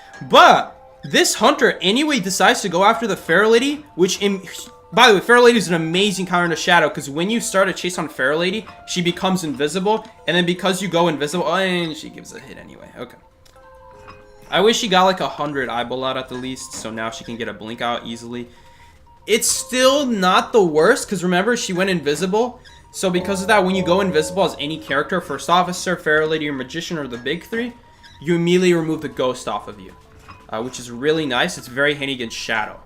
That means that way now, if the ghost isn't attached to you, that way she cannot see which direction you're facing. She's just going to have to guess with the ghost. And sometimes she'll get it right, but sometimes she'll get it wrong. At least it's a better way of surviving than having the ghost still attached to you, you know? Happens to be that Fair Lady is going to be pretty good here. I just wasted my time running to the Cypher machine. But yeah, unfortunately she did not get blink out because of the hit. That first hit. Yeah, I definitely want to do a Cypher machine here. A little bit awkward that she died in the middle of the map. I guess I should have gone to the left right there. I should have gone to the left. Right there. There's a Cypher right there. Okay, good, very good rescue from the journalist right there. As long as she doesn't get double hit right here, it's basically as good as it can get. Especially because this is Fair Lady, guys. Again, Fair Lady, you cannot attach a ghost to Fair Lady when she's invisible. Yep, you see that? She started the chase, and as soon as she starts the chase, she becomes invisible because she gets a heartbeat. The ghost doesn't give a heartbeat. That's why you're able to attach at first. And she's dead anyway. But then, after you teleport, what? What? You're dead as well? You're kidding me. How? Might I go rescue? Yeah, at this point we have to go rescue. I don't know why she is supported that hard. This is not good. I have to lose this 20 eyeball before we go. Shouldn't take long. Only takes 3 seconds. And she can't attach to me, but I have a bad feeling she's just going to attach to the Fair Lady now. She already used Blink. It's so annoying. Great. It's going to be a luck game now. But we're going to take a hit here, usually. Oh, no. The other chair prevents me. Dude, the other chair, the existence of the other chair prevented me from dying right there. Otherwise, I would have gotten 100, but the other chair prevented my eyeball from rising any faster. That's it's such a weird situation to be in. I've never had that happen before, where there are 2 chairs nearby against Shadow, and the other chair is preventing you from getting more eyeball. Because you can only get it so fast. Hunter's at the Cypher machine near Ruin's side entrance. Okay, I like that she didn't heal me immediately, but at the same time... Okay, she went to Shack. At the same time, it's not going to be that hard to find us, so... I hope this is not going to backfire. Because the idea here is now she doesn't know that we're healing. And now we're going to heal each other now, when she had no idea. As opposed to had we healed me first... Or who was I healing? I think I was healing Journalist first. Had I healed Journalist first and then she heals me, the Shadow would be searching for people to find that are healing. Oh, this is not good. This is not good, boys. We're in a load of trouble. I think what we're going to do here is... We basically have to force out 100. Oh, this is ideal. Oh, we're still going to take a hit here, though. That's obviously not good, but... I guess it doesn't really matter. She's gonna leave anyway. That's obviously not what I meant to do. But I don't think it matters. Okay, now that she can't leech onto me anymore. Why is she even here? You can't leech onto me. Dude, she brought the ghost here. Look, the ghost is right here. You can't leech onto me. There's a cooldown. That's kind of funny. The whole reason I'm doing this server right now is because she can't leech me. You gotta wait for that ghost cooldown at the top right to finish. Oh man, that sucks. Yeah, I mean, I guess we can... I don't think we're popping this, guys. We're not going to be able to pop, I don't think. It's still better than running to the Cypher, because if I run to the Cypher, then... So if I run to the Cypher, I feel like we have to force it. That way, at least Composer can pick himself up. Hopefully he picks himself up and pops it. Oh, no. He did not. Thought he was a little bit closer. He'll get the rescue off at least. The Cypher's anyway 95. Oh no, he looked at her. Damn it. He did the same mistake that I did. She prevented the rescue because you go into like a scare animation from looking at her. If she scares at the same time. No, why are you coming here? No. Oh, I see. Good thinking. That was good stuff. Oh, that was good. This might be our chance to actually save this match now. Except that I can get leeched on. So I'm gonna just die immediately. Wait a minute. Straight line. I can get escape. I have escape buff. If we go in a straight line here, I'm not gonna die. Immediately. The key word is immediately. Which is on me. This pallet is helping us. Thank you, pallet. Unfortunately, it doesn't matter that much to go die far away from the gate against Shadow, but oh, she's not paying attention. Okay, she went around. Wait a minute. Can she stop that? Where did she go? Oh no, I didn't get to see where she went. The dungeon is here. Oh no. Dude, she is desperately... Homie, where are you going? Wait, guys, it is still possible. This escape buff prevents us. As long as I go in a straight line here. Oh, she didn't even have full presence to begin with. Okay. Yo, you guys really lied to me, huh? Y'all really lied to me, huh?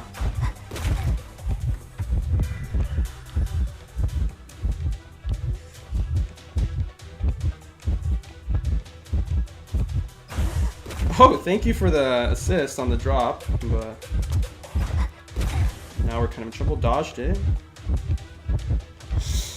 Well, I'm just gonna hope dungeon is here meant that dungeon is in the corner. I don't know in what world we're living in that would be the case. No, it's not. It's not because I don't hear it. Okay. We need to go behind the wall so we can look at her without gaining eyeball. Yeah, we're dead here. Man, I thought dungeon is here meant that dungeon is at Christmas tree. They could have just said that the dungeon is at cottage instead of saying the dungeon is here. I don't know if it really would have made a difference. You know what? It actually might have, because then I could have taken a straight line to Shack. We could have taken a window vault. We would have had that window speed up. We probably would have reached it. Probably would have reached it. Had they just used the new ping system and just said the dungeon is at cottage, we could have just went straight to it. Dungeon is at last cipher. Ooh, was the dungeon right at the cipher that she popped? What do you guys mean last cipher? There were 2 last ciphers. Yeah, you're right. If they pinged it sooner, I didn't see. I was just too focused on commentating and trying to pop the cipher. I didn't see what they meant. They could have just as easily still said dungeon is cottage, though.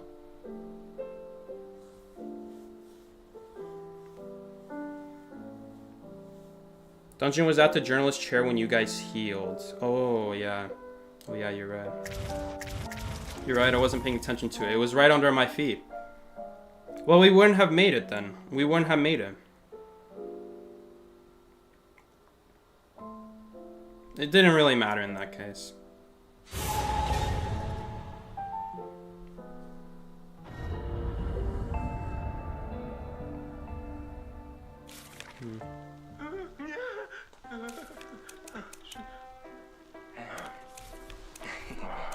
It's fun to think about, but we wouldn't have made it. There was a gravestone on top of that dungeon.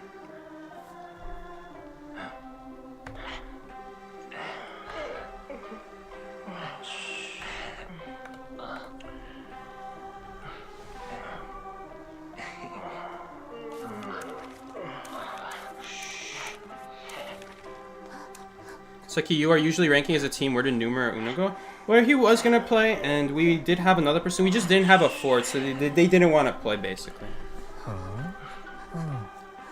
Time to cut to the other side of the map, yeah. We weren't gonna make it, guys. There was a gravestone right on top of that dungeon. That's why she teleported to that area. Now it makes sense. Because she remembered. I didn't remember, though.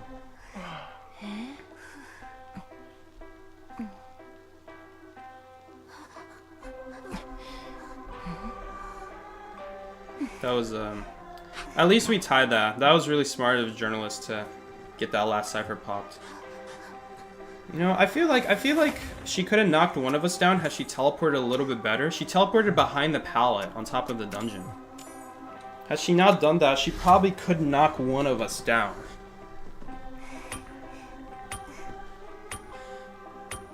Tough.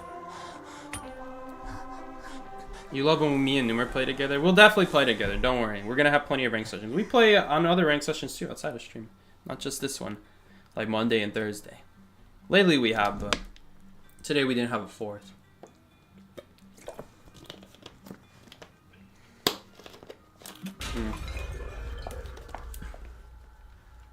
Okay. Shadow again, dang, okay. You playing this game again? Again, risky business to do the cipher immediately here. Yeah.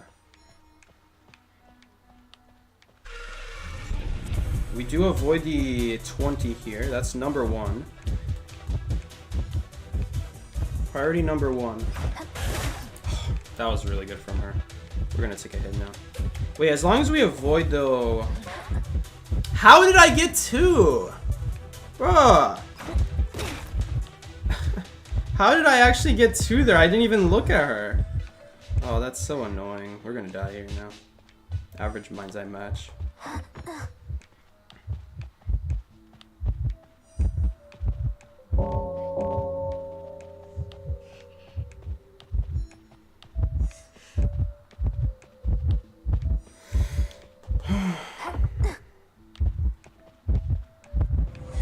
Oh, did she mess up?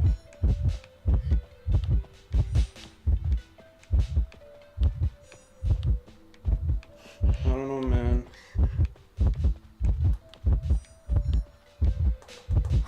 Oh, she still got it, unfortunately.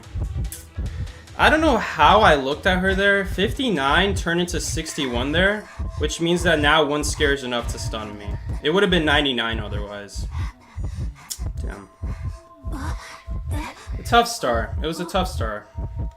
I guess I should have been at the top by the holes. I could do that. You can do that, and if you do that, you're going to get a much better start to your kite, but you're also going to have a very bad decode. And then you guys are also going to tie that way if you're not going to be setting yourself up for decode. I thought we'd be able to kite that out a little bit better, even with that staircase. Just with the staircase, I thought we would do better. But that wasn't very good. I mean, I guess we got the blink out. She was... Oh no, this rescue is too late. Okay, thankfully he didn't get turret shocked. And we also... I can't go for that area. Well, I guess we have to go now. Because I'm not trying to kite by a cipher machine right now. No, that really sucks.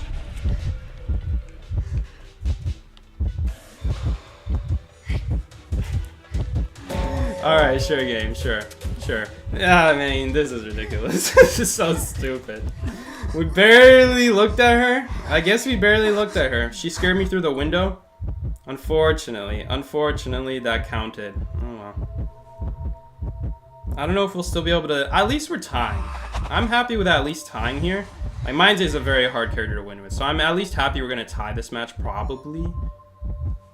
Yeah, Cyber's at 10%. He's not going to get it done. Is this the same cowboy from earlier? My man, if you drop me, I can't move. Okay, she just missed out on a free hit right there. She didn't want to take it? Oh, man. Oh, well. Well, maybe we could have had it. If he didn't drop me, he probably would have made that pallet if he just didn't drop me. Oh, well. It is what it is. We could have had a better start had I just stood by a hole.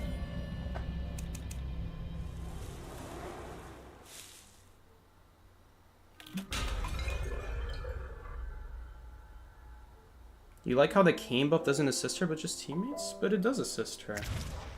I don't understand what you mean.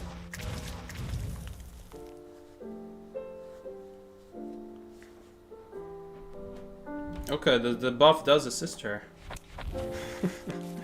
When you use the cane, oh man. Maybe this should be the pin comment. Guys, when you use the cane when hunters near you, you slow down their interaction speed, making pallets and windows take longer to break and fall. So you want to save the cane for kiting. It's a kiting ability. No one knows it. I guess no one knows it. Does this deserve its own designated mind's eye video? Doesn't just assist her? Oh, doesn't just assist her. Oh, I see what you mean. Yeah. It already did that though. Guys! It also makes interaction longer even if you don't have heartbeat. It's map wide. I guess you mean like seeing survivors, yeah.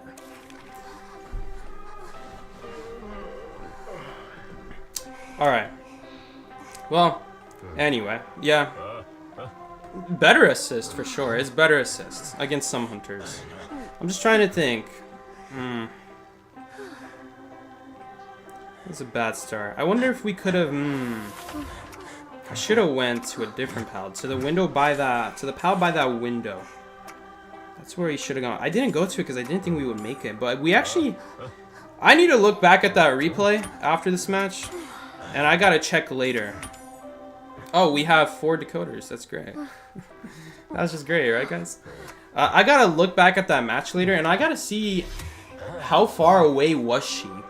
So that way I know next time when I'm in that same position, can I go for the safer pallet, or did I really have to go for those 2 pallets? I went for those 2 pallets thinking I had to, but I think we might have been able to make it to the better pallet next to that window, take a window boost back into hospital. I feel like that was the way. That might have been it.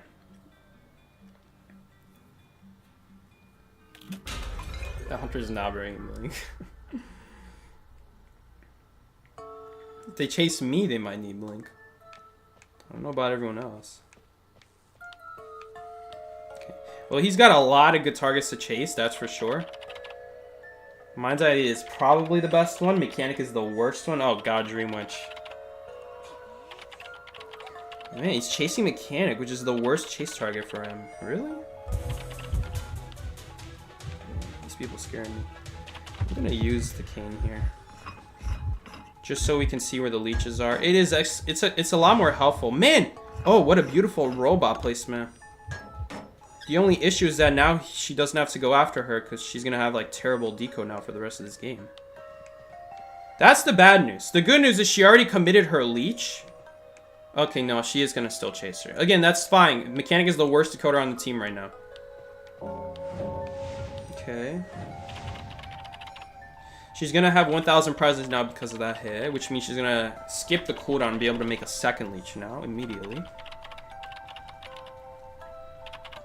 Okay, there's the pallet break. Yeah, I'm gonna use this cane immediately here. It's definitely gonna matter a lot more now because it's very important to see where both leeches are constantly. For our teammates to make a plan, have an idea of how far each leech is. Now the mechanic knows, hey, one of the leeches are like midway to me and the other one is really far away. So she knows she has some time between the leeches when they make it to each other. Okay, Lawyer got leeched here. We definitely need to be working together here as well, de-leeching. Okay, if she just decides to switch targets here though, then we're gonna de-leech the mechanic. Because you really can't have leeches up. If you have leeches up, you guys are not just not going to be able to ever decode. I will say, though, Mechanic out here, being the only one injured means that she's not going to be decoding slower because her decode debuff does not apply if she's the one injured. A very rare situation here. Okay. I'd love to de-leech the Lawyer here. But I'm going to use the cane here just to see what's going on. I have no idea what's going on right now. Okay, there's the leeches. I guess I'll rescue. No, Lawyer, I guess, is gonna go rescue. We need to do Cypher Machine. There's no ciphers here. Life of a decoder. Where are the ciphers? What ciphers? They don't exist. They're all done. You see, it's so difficult for to actually even find the cipher machines. I need these ciphers to light up. The wrong ciphers are lighting up. The leeches are making it a little bit difficult, though. No, I don't know if he's gonna make it. No, he doesn't make it now. Bro's going to get crows, I know. I wanted to de-leech her. And then unfortunately, she started getting chased again. Oh no, this is really bad. See, now he... Oh no, okay, no. If she switches to blink, he's gonna die here. That's the one thing I'm scared of right now. Do your job as decoder. We did our job too well, guys. There's no... Oh! Wait, she got... Oh, 100 to play patroller and she got terror shocked. Oh, damn. Well, guys, it was a good effort. Okay, I'm gonna go rescue here. As soon as she gets picked up, no reason to go right now. We'll go now. We do have, I guess Christmas Tree doesn't even have that much progress, honestly, though. It has some progress, you can hear it. Yeah, that's tough. That's tough. We don't really have an easy way to make the rescue. In all honesty, I was planning to go for the rescue there, just because Lawyer is, he's gonna be de-leeching. The hunter can see where he is. Maybe I should use my cane. Okay, it doesn't really matter though. Swing, we're not making that rescue, guys. The problem with the cane is, the cane, like, yes, it gets rid of outlines, but it only gets rid of outlines for 8 seconds. And it takes a lot longer to de-leech than that. Hold on, maybe we can fool her. Oh no, I think she'll see my tracks. Nope, nope, nope. No. Okay, no. No, in a good way, and then no, in a bad way. This is obviously not gonna work out here. We're not making this rescue. That's a leech in front of the chair, right? I can see it. It's slightly lighter than the leech. Okay, well, we do take a blink hit there. That's a blink that she doesn't have on us now, at least. Not a hit. Thank you, Mind's Eye buff. Dropping the pallet faster. I actually made a difference there. Hunter's nearby. I'll just let him know. I can also de-leech myself faster because 2 people already died. In case that ever makes a difference. There you are. Hello. Oh, read you like a book. Oh, watch, she's gonna switch? No, she didn't switch. 2 blinks! She didn't need that second blink. But, hey guys, 2 blinks, right? Wow, we almost also survived until Lawyer popped. Oh. In hindsight, definitely to redo this match, I should go rescue here. Lawyer should just focus on de-leeching. Just because he's going to get seen from the Dream Witch. I'm also close by. It just doesn't make sense because he's already on the side of the map with the ciphers. I can easily go rescue. I should have offered and said stay put, I'm coming. Hunter changed target, by the way. Oh. Hello there. Oh no, he's going to die. See, is that my leech? Like, whose leech is that? Is that blue or red? Am I red-blue colorblind at this point? Like, what color is that leech? The blue leeches are mine. If it's blue, it's my leech.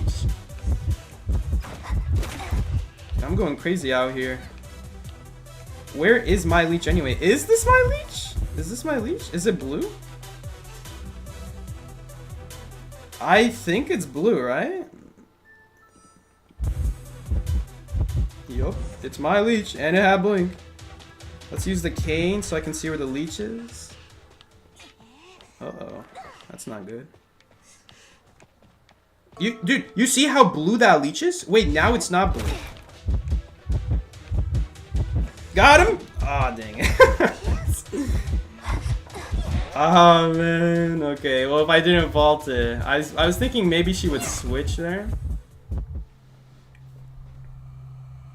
So it's blue at first, and then it stops being blue. That's so weird. You can't even tell, like, which leech is mine. Was it Mind's Eyes? That's so real, it's mine. You can't tell which leech is yours. They make it blue, but then it stops being blue. Hello? What's the point of it then?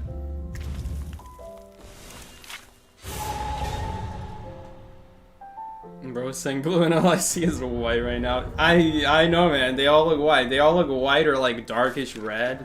Not darkish red, lightish red. It's hard to tell. And then when I use the strike cane, then you can clearly see it's blue, and then it stopped being blue. Like, okay. Yes! Mechanic ban. No useless survivors on the team. Success! Okay, how are we doing this rank session anyway? 1, 2, 3, 4, 5. 5 wins is Mind's Eye. Not bad, not bad. Let's update the counter. 1, 2, 3, 4. Honestly, guys, the stream has been a complete success. We minimized the losses. We might get a 4th one right here now that I said that. But honestly, oh, we're playing hospital. Well, that's good news for me. 3rd hospital of the day. Looks like I-95 heard us today. They decided to give us hospital. But the amount of Leo's memory today is insane as well. How many Leo's memory have we had? A lot. Too many. Too many Leo's memory.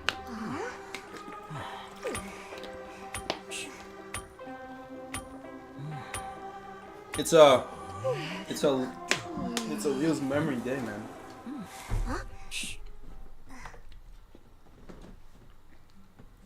You and that lawyer against the world right now. I feel, yeah. I feel that we could have, I feel like we could have tied had I just gone rescue instead of him. Oh, well, we're getting a rematch with the clown. Hello, clown. We're not really going to need this in this case. I don't like to use it at the start because he's anyway going to be putting rocket pieces. But a few seconds after that is fine. Honestly, you could even put it a little bit later.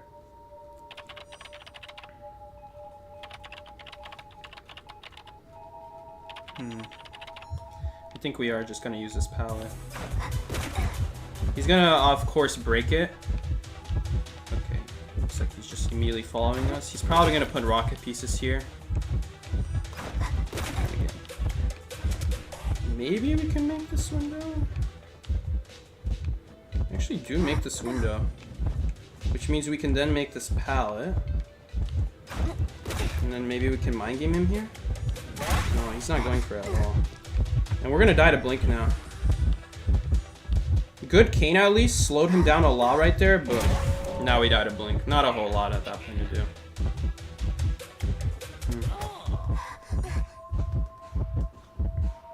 It's still possible to rebound against Clown now that we got the blink out. The blink is the biggest thing to get rid of. This cipher has quite a bit of progress at least. The other one I'm sure is also about to get done soon. I can't see who the survivor is. Who is that? I can't even tell who that is. Magician's over there. Oh, this is cheerleader. Oh no, he's going for this terror shock BS. Oh no, she might not make the rescue now. Oh no, this is not good. Okay. Should be able to make this just fine. Slow him down. We can see where he is, but he can't see where I am. He's gonna go for the cheerleader here, which is bad for me. Now we don't have anyone decoding the cipher machine. Just gonna use this. It's about to run out anyway. Vaulted from this side, then we're gonna approach this pallet from this side over here. Now he's in a very awkward spot. He basically has to break this pallet. But now he also locks us in at the same time. Oh my goodness, we actually survived! Let's go! I think we live because of Mind's Eye's buff too. The faster vault, followed by the pallet boost. It's all lining up. I gotta stay by this gravekeeper though. So that way his shovel is going to be useful. And then we're going to try to get into hospital here, ideally. Oh, he's just going to wait for it to run out. But you know what? This is giving time for the cheerleader to pick herself up. And he can still body block. One time here. Oh, he's going to get his shovel. No, no, that's not it. I don't know why he went for that. There's no need. Okay. Ideally... Oh, he doesn't have anything back. Ooh. When is his shovel coming back? I don't understand. Does he not have another shovel? He honestly could have just used another shovel, kept body blocking there. Oh, is it because we have too many people supporting? The cheerleader supporting when she doesn't need to. That's why he got away. Honestly, the cheerleader is useless. The gravekeeper was the one who was doing all the heavy lifting. Because that's the speed boost, it's nice and all, but it's not going to help us survive and get us to a better area. It's the other abilities that will really help. Yes! He messed up his blink! And now, as long as this guy follows me, Oh no, he's leaving. Okay. Oh no, no, no, no, no, no, get off! I'm trying to spam the get off button. It just doesn't matter. Oh my god, average magician right there.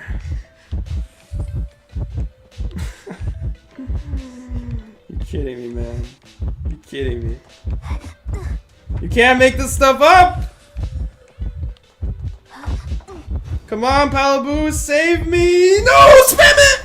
No, it wasn't enough. Oh boy. I don't even know why that magician went backwards. Was he trying to take the hit? Oh. That was painful to watch. That was painful. That was painful. The Gravekeeper was like doing good, and then I don't know why he rushed after the Hunter.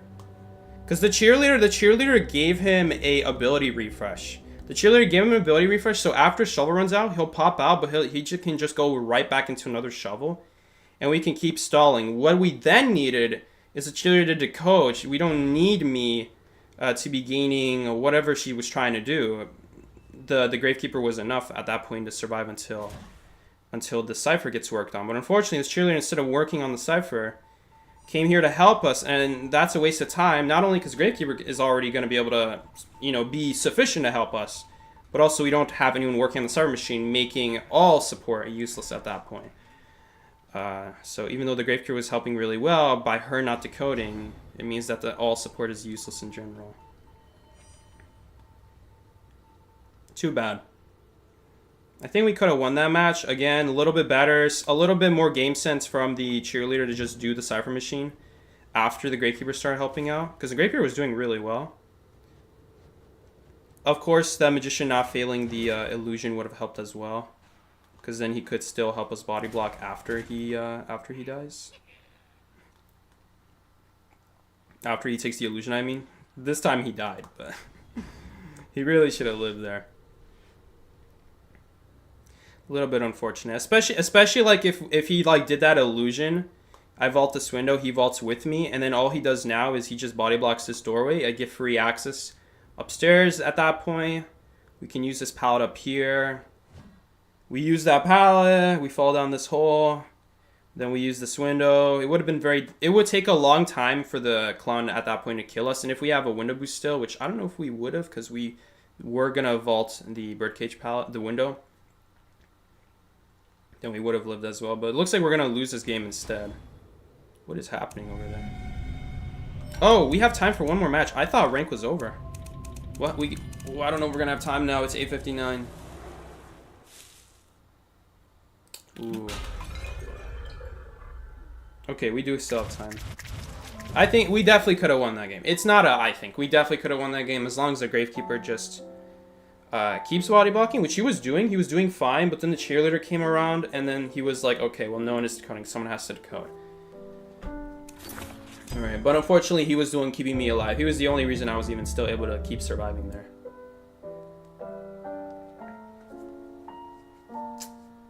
Are we actually getting... Why are we not getting an instant match? Usually I get an instant match. I'm used to getting like 1 second matches. Okay, there we go. I thought I was in the wrong mode there for a second.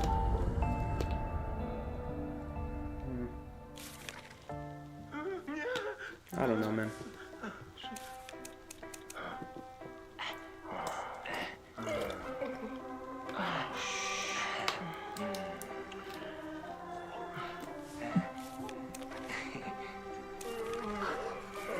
Here comes that guy Zigzag, he blaming his teammates as usual.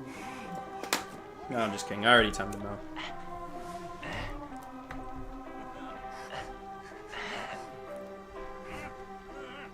Dude, yeah, the shovels do cost pushback. That's what he did, but it doesn't really do anything because it just means it's a free hit on Gravekeeper now. He could do the same thing by just staying chill, by just coming out next to me and going back into a shovel again. He could do that, or he could just keep following me regularly, and that way I know exactly what he plans to do, and that way he's not like pushing the hunter and giving recovery in a situation where I can't take advantage of it. Because when he gave recovery next to birdcage, I can't go inside a birdcage. So it doesn't really do a lot for him to do that. That hit that he took by pushing the hunter that was wasted damage because I wasn't able to go to birdcage because of that. We need to get the hunter towards me. We need the hunter coming towards us and away from birdcage so that way we can get him in a position where now I can enter birdcage. That was the problem with him going for that push. It now means that now when he goes for that push, we gain nothing out of it. He took damage and I'm still stuck in the same situation. I could go backwards, but it's not much better. I'm on the edge of the map already. Where did the hunter spawn? Above me. Oh, that's really bad! Where does this spawn? We're gonna have to go this way, I guess. Oh, are they actually good trying to do hotel? Okay. Oh boy. This is why I don't play Mind's Eye. This is just my #1 reason why I don't play Mind's Eye right here. Dream Witch. Why did she put it behind the window? Well, anyway, let's get out of here. At least we'll stall for a while. Oh, so much for that. I think we can actually... Good pallet drop means that now we can swing again. There we go. Now we cancel another one. Okay. Well, it is what it is. So we'll get the leech hit out. Okay, she really doesn't want to go for the leech hit. That's fine by me. I guess we'll just kite longer without a hit then. Okay, so much for that. And now we're gonna die to another patroller. There's only so much I can do here. Honestly, too bad.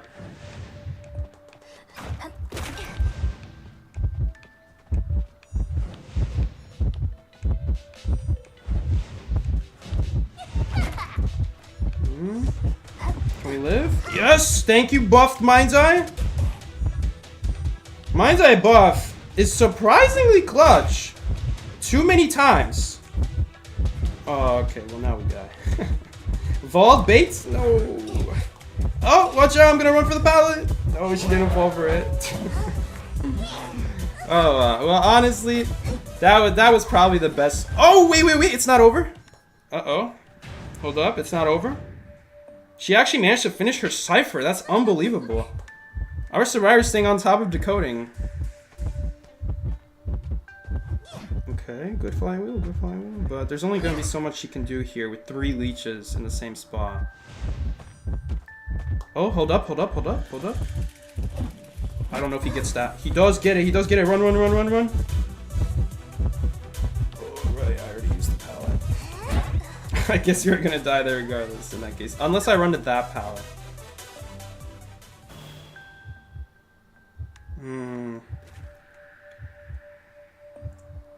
Okay, the problem is now, no, he's gonna die. Please don't die. We just need to make sure, man, I don't like that that's our last cipher machine. I know I say not to die in the corner here, guys, but I don't think he should. I don't think he should anyway support. We have such good decode that the only way we lose this now is if he dies. That's the only way we lose this now. He did his job. That was a good football stun. And I probably should have gone for that pal right over there. But, oh, at least Auntie saves the day. Okay. So at least it's not as bad as it could have been. We could have been having 2 chairs right now. You see how you guys can, like, clearly... Oh, robot! Robot coming in for the clutch. Oh, no, my leech. Oh, I'm dead. Should have just stood it and dropped it myself, right? I don't know, guys. That was a very early rescue. Our auntie and forward, they did so well, and now our mechanic is just coming in doing bomb rescues, instant rescues, giving us no time to decode. Ugh. This is not good. Are you kidding me? Why are you here so early? Okay. This is so bad. You know what? Just because this Dream Witch is so bad, she just gave a free rescue like that. That could have been way worse. But now we die to blink. Okay, I guess let's keep running. You see, we're so lucky that this Dream Witch is not a Dream Witch player. Because right now, we should be getting pursued right now. She should have been keeping an eye on that chair. Dumb luck. Dumb luck from this mechanic that we're going to get away with this. Really, I should be either in the middle of chase right now or dying. But you know what? I guess we'll take it. Where are the cipher machines? We got 3 ciphered. That's pretty bad. Dude, listen to all the skill in the background. Do you guys hear the skill in the background going off? Every single 30 seconds, just skill. That's called blink. That skill right there, it's got a name. It's called blink. Just 100% skill going off in the background. 20% cipher. You know, I guess there's still a chance here. It's not so bad. She's deleaching herself. The only issue is that she could just go for me, and then we lose out on the cipher machine. You know, if she chairs Tono here, we also are going to lose the cipher now. I'm going to use this cane here. I want to keep an eye on the leeches. So that must be Antiquarian's leech. Either that or that. I mean, I don't know. I don't think it's forwards, but it could also be main, I guess. Well, no, because... Well, no, I guess that could have been forwards leech that hits her. Who knows at this point? Cyber machine is primed. And she already used swap trait. She already used blink. Yeah, we do have to watch out for blink, but I also have to stand close enough to chair to prepare to pop. Or not chair, cipher, I mean. We are gonna pop here, and we're just gonna run away, avoid the blink. It's not even the main body, that's someone else's leech. It's actually really nice that we got a, let's use this. Where are the leeches right now? 3, yep, 3 are just chilling on that side. I don't know if our teammates are going to be alright. Okay, they've got to split. The most important thing is just split. Okay, and the hunter just doesn't want to try. Really? Was she out of blinks? Were all her blinks on corner? I guess that's what happens when you spam your skill. Woo, woo. You just got no skill left to go off in the end game. That's just GG. Alright, well, we'll take it. Honestly, our teammates played that so well. It's just, I feel the forward overextended a little bit. I made a huge mistake not going for that pallet, I guess. But also, it's very important to not die on tunnel right now because our tunnel was our cipher being worked on. You know, I could go for the pallet, but if I go for the pallet, it's just a blink. And just like that, we're going to get chaired very easily at tunnel. And I don't want that to happen. That's the worst case scenario. It was still a good win. It's just, man, we could have... If that gym was just a little bit more aware, that mechanic could have cost us big time right there. With those early rescues, just immediately.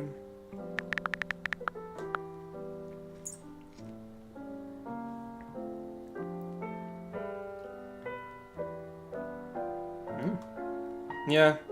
Overall, though, not bad. It was a good starting kite. It was enough for Antiquarian to get her cipher done, and then that allowed the Antiquarian to start making a domino effect. Honestly, all things considered, not so bad. It honestly was not that bad playing Mind's Eye today. Pretty successful overall. You know, we're gonna have some bad times as Mind's Eye. That's just how Mind's Eye goes. But overall, not bad at all. There were a lot of times I felt like today as well, where even... There were times where we vaulted something and that we would have gotten hit if it was the old Mind's Eye, but also, just in general, every pallet we drop, every single thing we vault, the hunter could be closer to us, but thanks to that... thanks to that buff to Mind's Eye, we're able to constantly keep more distance than we normally would keep, which is really nice. It was really clutch there. Honestly, maybe I should play Mind's Eye more often, especially on Hospital. That was not bad at all. I feel like, especially even if I'm VC, there is some synergy with VC, like telling your teammate Mind's Eye to use your cane and make the hunter break pallets slower, and it all adds up at the highest level of the game. Every second really matters. Like when you're chasing survivors who are barely making any mistakes on their kiting routes, one pallet, one window taking longer to break could be all the difference between that survivor being able to now make an area that they otherwise either wouldn't make or would just be you know, close enough for the hunter to use their ability now.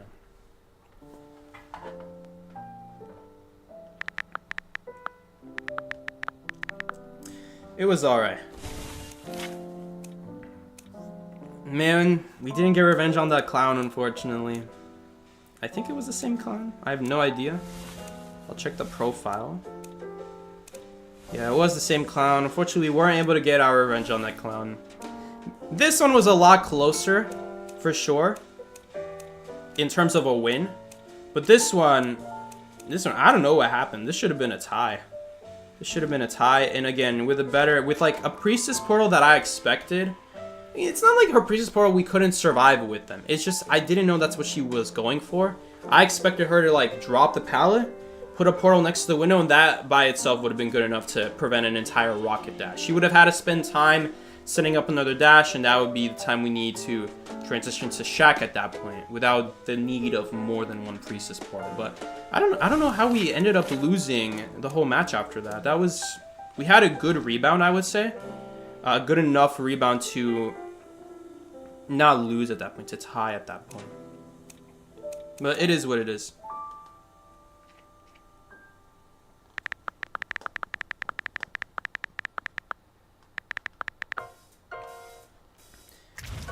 So yeah, can you show the stream the anti-IV technique with Postman? Oh yeah, you're right. All right, so a couple days ago on Thursday, someone told me to try out a trick against Ivy. And I completely misunderstood what they were saying. The thing that they were talking about, standing by a hole, had not to do with scaring, but it had to do with actually attaching onto a survivor. So if you stand above a hole, or if you look backwards against a height, the Ivy's ability to create a tombstone would actually spawn not on top of you, which is really interesting. We're gonna get stinky here, and we're gonna try this out. My voice is really dying. I really want to end this sooner than later. Okay. We're going to be Survivor. And we're going to go Practice Mode Hospital. So, as I was saying, on Thursday, someone was telling me about some things against Ivy, like how crouching prevents getting scared. Now, that one, I knew what they were talking about. That one, I said, you don't even need to crouch. You can just keep running. And in fact, I was utilizing it today. On the Mind's Eye Kite against that Shadow, really bad start on me. Did we at least tie it? We did at least tie it. It was a tie-worthy kite. But you could lose against Shadow there. She does have pretty good endgame. Anyway, I'm gonna go ahead and we're gonna pick Acrobat. Acrobat can do the same thing as Postman. So yeah, can you react to escapology skills? Not today. I'm gonna do a video on it anyway.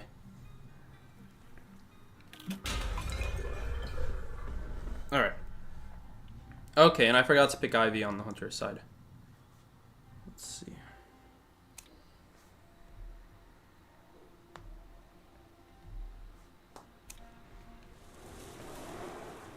So basically, there is a little bit of a, I'm going to call it a glitch. Alright, I'm pretty sure this is not intended by the game devs, but there is something you can do against Ivy where you can make it so the tombstone does not spawn on top of you and it actually spawns below you. But that's only if you're on a different elevation. I definitely want to do a video on this myself as well in the future. We're right here. The specific video that they did it on, you got to be standing really close to the hole. And I did not memorize this hole's hitbox to know exactly where to stand. This is probably good enough. But I haven't gone on every hole on the map to try and see, but if a ghost attaches to you, you can actually make the tombstone spawn below you, as I was saying. This is really hard, and you know, I just feel it's very easy to accidentally fall off as you're trying to do this, but apparently, if you're standing close enough to the edge of the hole, you can actually make the tombstone spawn below you. And again, for a hole like this, where its hitbox is very unknown, like it's very hard to tell where you should stand. Oh, I have a better idea. Let's do this. Because you can't fall while you're holding abilities out. This is literally the closest we can be. We can't get any closer than this. I'm even going to do it in the same spot as the video. So if you hold your ability out, you physically cannot fall down. Now, let's see if it works. Okay, gotta detach. No. No, it seems like it's even avoiding the hole on top of that. I don't know if this was Pash, or I don't know if I'm doing this wrong. Again, maybe this is like, maybe I'm just doing something wrong here. And it's actually simpler than this. Like, I'll even try on this. So guys, look at this. I'm literally floating in the air. Let's see what happens. No. I'm sorry, guys. I'm sorry, Tommy. I'm gonna have to chalk this one up to, like, not worth doing in a real match.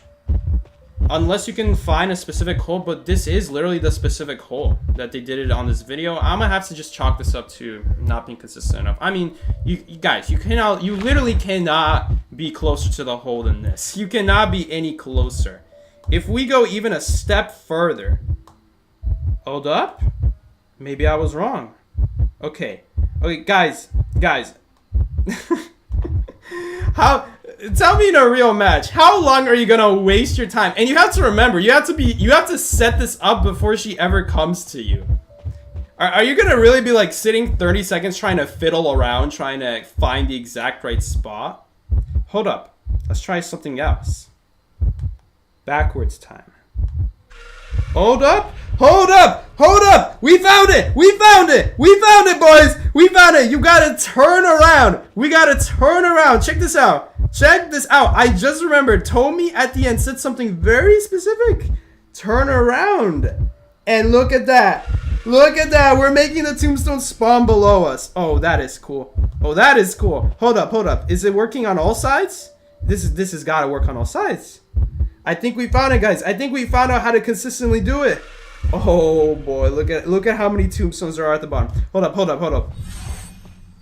Okay, let's do it over here now. So to do this effectively, you basically have to be like Acrobat, Postman, or any survivor that can hold their ability out. Let's do this. So that way you're not wasting time setting it up.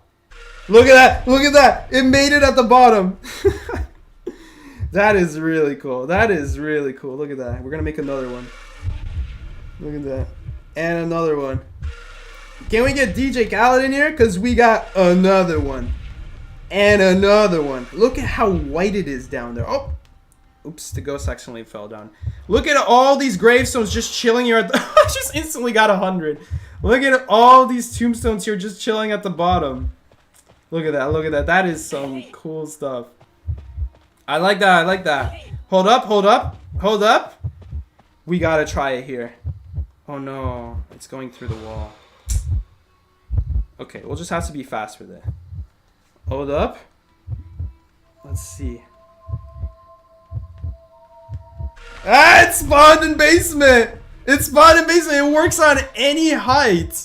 It literally works on any height as long as you have an ability that you can easily turn around with like this, and you can easily hug the edge. You could just make the gravestone spawn behind you. I'm gonna test if you need to crouch. You don't even need to crouch. It just anyway spawns the gravestone below you. You don't even need to crouch. You could just look away. Look, there's 2 gravestones down here now. Hold up. We're still not done. You guys thought we were done with. Oh, no. There's more to this. Let's try it here. It should spawn below me. Let's see. Oh man. Is Ivy dead or what? Because that is insanely good. Now we are playing on Hospital, which is the map with like one of the most heights in the map, like, in the game. But let's try it on this hole. Look at how awkward the hitbox on this hole is. Like, there's no way you're gonna guess that it ends right here. Watch, if I step further, it's a lot harder to do when you can't hold your ability, that's for sure. Let's do this. So if you look away, it just spawns the gravestone below. But let's say I'm looking forward. Alright? then the gravestone spawns on me. So you need to actually that's really cool. You need to literally keep your back away from the wall. That is good to know. That is good stuff to know. All right, for the most part, you know, I'm pretty sure this is gonna work on every map. We'll try it on one more, I guess. Is there any like interesting places you could try this on? 2-story moonlit, you could probably do this on. You know, but just playing any survivor that can hold their ability out is going to be able to consistently do this trick. Works with any thin wall also. Ah, so what you were telling me with the thin wall is you weren't telling me to avoid getting stunned with it. You were telling me to make the tombstone spawn behind you. Okay. Okay, let's try it then. Oh, Stinky is the remoter now.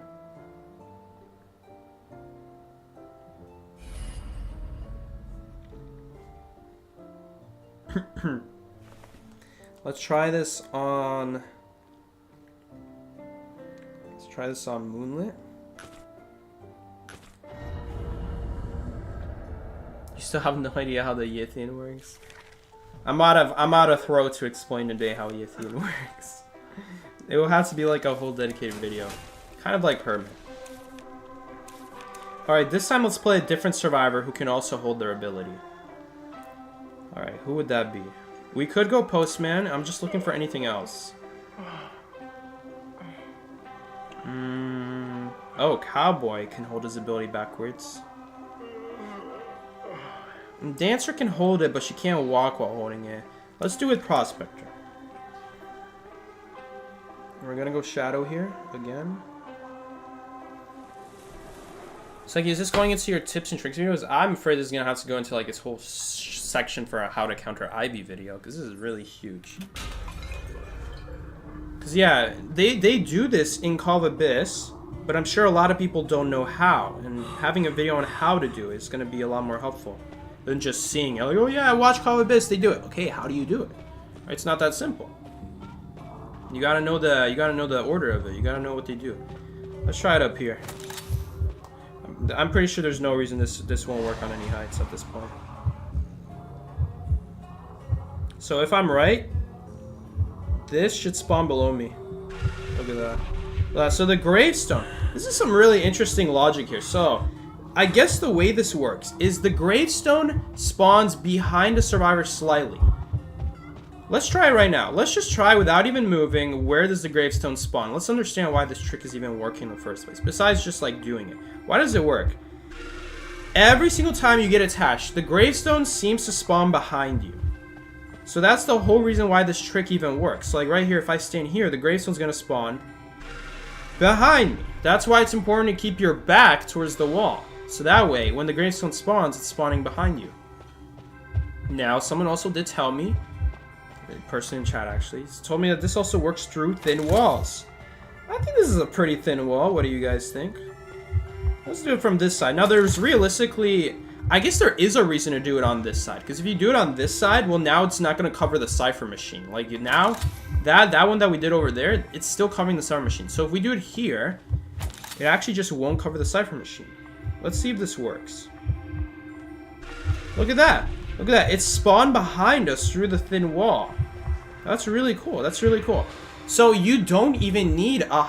Well, you do need a height if you're going to do this. But it doesn't have to be next to, like, next to an open see-through wall like this. It can even be through a thick wall like that. Not thick, but it can even be through, like, a wall where you can't even look through like this. But it's still a thin wall. So if I just do this, I don't even need a crouch. Ooh, it didn't work that time. Hold on, let's try again. I'm sure I was just positioned wrong.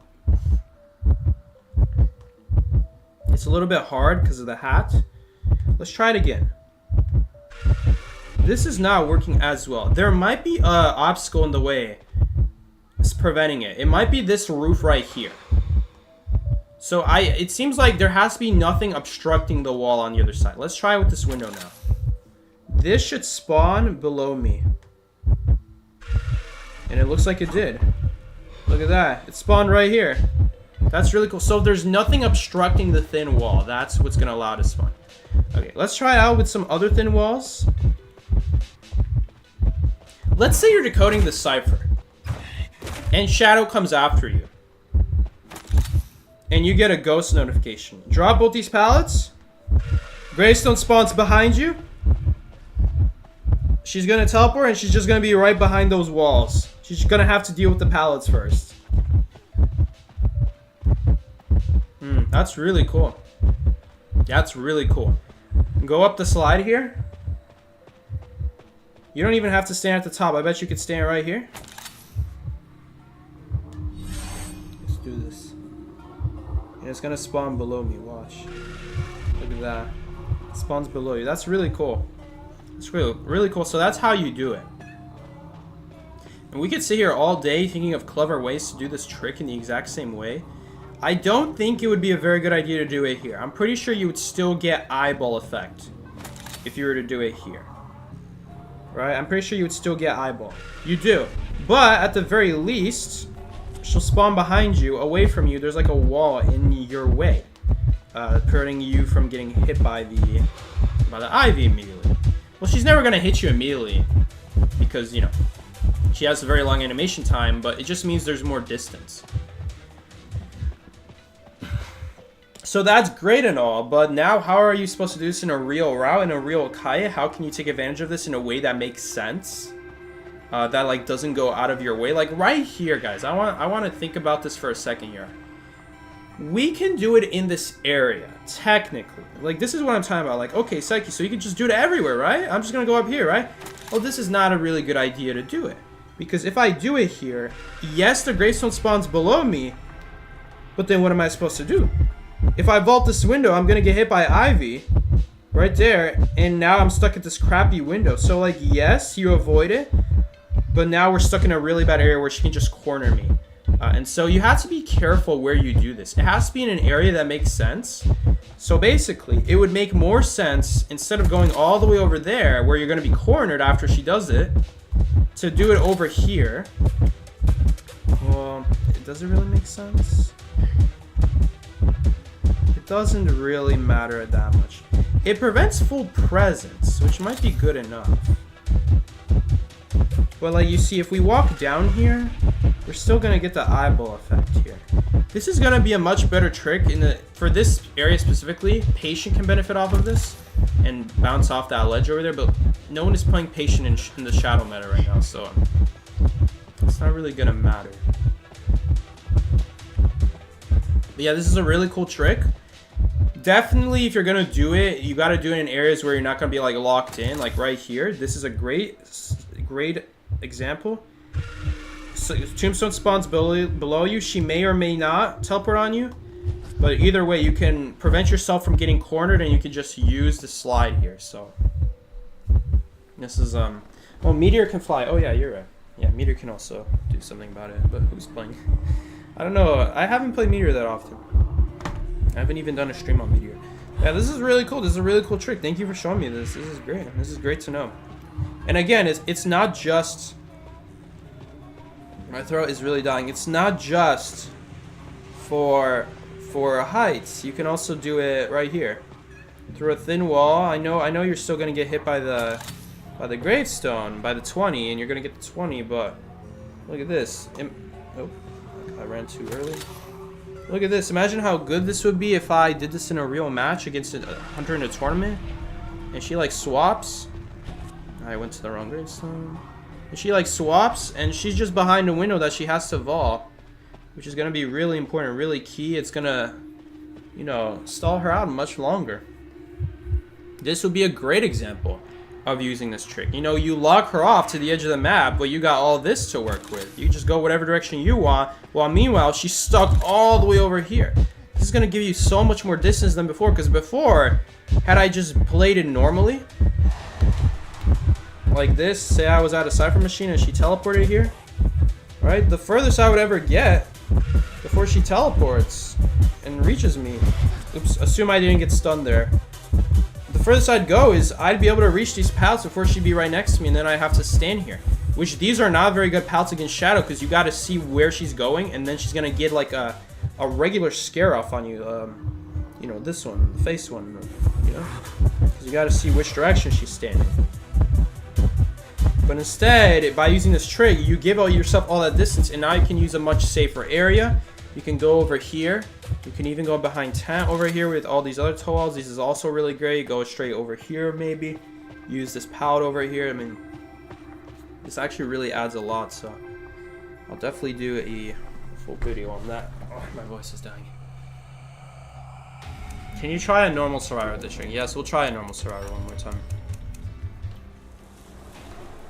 So that way, let's say if you're not a normal survivor and you have to just do this yourself without holding the ability, it's going to be a lot harder.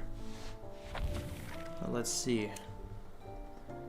Maybe it's not as hard. Maybe it's more generous than I think. Let's go back to hospital. Definitely want to go back to hospital.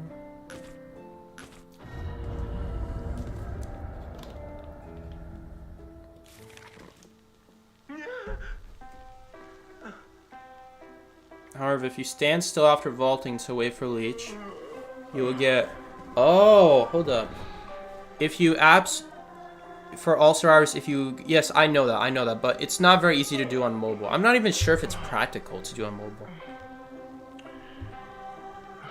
If you have this trait right here, escape, you will always survive. Or any speed boost for that matter. As long as you didn't put yourself in an animation. Yes, you are able to do that, but you know, the devs perfectly made it so that for the most part you're not able to do that unless you're playing on PC. Like on PC, there's a single arrow button going forward, you know, it's much easier. Like on PC, what you would do is you would click this button to straighten yourself out, and then you just hold forward. But on mobile, like this joystick, I know we're not in a straight line right now, like on PC you could very easily click your camera right there at the top, reset it. I'm sure if you have WASD, you could go in a straight line and avoid it, but you know, I don't really know how practical this is going to be in a real match. Anyway, it seems like you can also do this trick if you just stand after a window vault. If you just stand without even having to hold your ability, the gravestone will spawn behind you. How convenient. That is actually a really good trick to know. So if you guys are not playing Prospector or Acrobat or Patient or any survivor that can hold their ability out, you could also vault a window and just not move. And that way you'll get the tombstone to spawn behind you. Now, it does come at the downside of getting more than 19 eyeball. And if you get anything more than 19, she's able to stun you with 2 stuns. Now, I'm over here being told that if you run a straight line, okay, and we got 20, oh nice, or 2 somehow. Let's remove the 2. Okay, now we teleport onto the lucky guy. If you go in a straight line, you can avoid getting 20. Okay. Even without speed boost.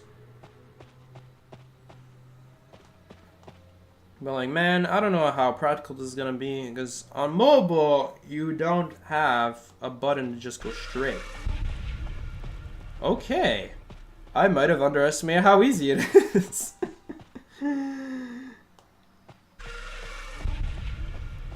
Okay, it's actually a lot easier than I thought. So you don't even need a speed boost. It's actually way easier. Hello, can you attach? Oh no, there's a tree in my way. No. No.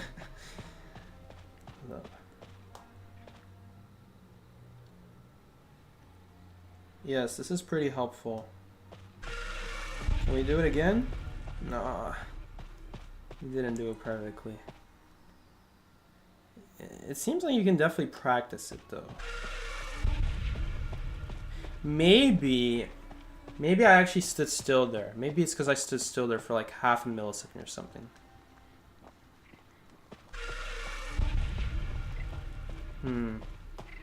Because the gravestone spawning slightly behind you means that going in a straight line is enough to not give you that 20.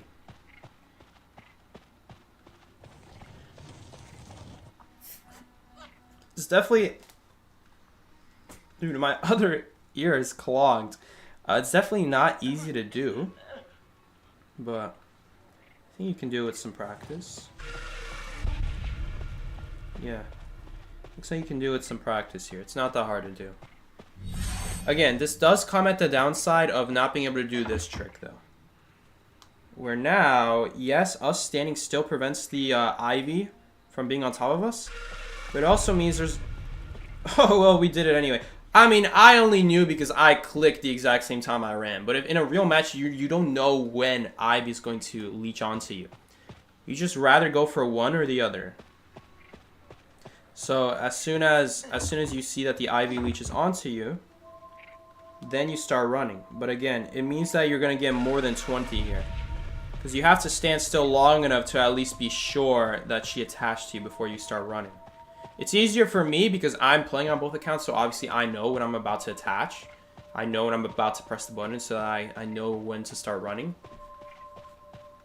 But this is still really good to know. I'm guessing pouts are a little bit too thick. Yeah, it looks like pouts are too thick. But I'm sure we could do the exact same thing with this thin wall if I hug it close enough. Anyway, now we're going to try out doing like the height thing with other survivors. This is going to be a lot harder because we can't just hold our ability. But maybe this will still work. Maybe it's... I'm going to be honest, this does not look like it would work. It doesn't look like we're close enough. Okay. You can still do it. You got to be so careful about it though. Like right here, would this work? You got to be really careful about it. It's definitely hard with heights. It's really hard with heights because you don't have an ability that you can hold to prevent yourself from falling. So it becomes like a lot scarier accidentally falling down. Let's try this. Right here, that was perfect. We're right on the edge of the hitbox of the hold. So if I were to go any closer, I would fall down right here. It's definitely a lot more awkward to do.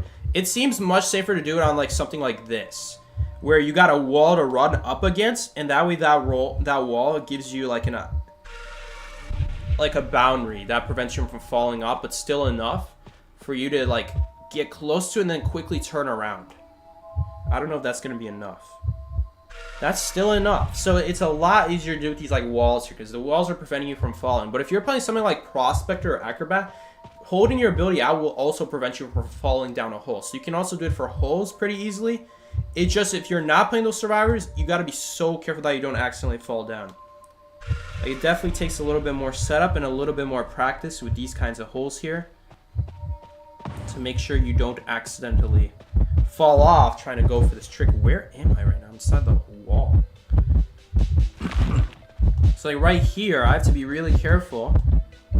I guess we could use the edge of this to help us out. We can use the edges of the hole to help us out. And it did nothing. In fact, it spawned in front of us, which makes absolutely no sense. Oh, well, us getting stunned actually makes it easier for us to get close to the edge. But if you're getting stunned, then you're going to get teleported by Ivy. So now that you guys see, we're really close to the edge now. So now that tombstone spawn below us instead. If you have bad ping, it's better to stand still. If you have bad ping, it's going to be really hard to kite at all in the game. You're right, you could accidentally fall down. That's true. You know, or if you're trying to do this trick with the edge of the wall, you know, because the game is less, what's the word? I can't remember the word. It doesn't respond to you as well. Meaning that there's going to be times where you let go of the joystick and your character just keeps walking for it. It's like for me, I'm able to, as soon as I let go, almost immediately the character stops moving. But for someone with bad ping, they might like walk, they might like tiptoe a little bit forward like that before the game stops them from moving. I definitely think it's worth a try, especially with like walls like this, where you can like hug a corner and then it's pretty easy to just turn around like that. I say pretty easy, but I'm not the guy playing with the low ping here. You can certainly do this with people not Acrobat and Prospector and anyone who holds their ability. It's just a lot harder to do it on the holes and a lot easier to do it through these thin walls. I bet you this will work as well. Let's try this.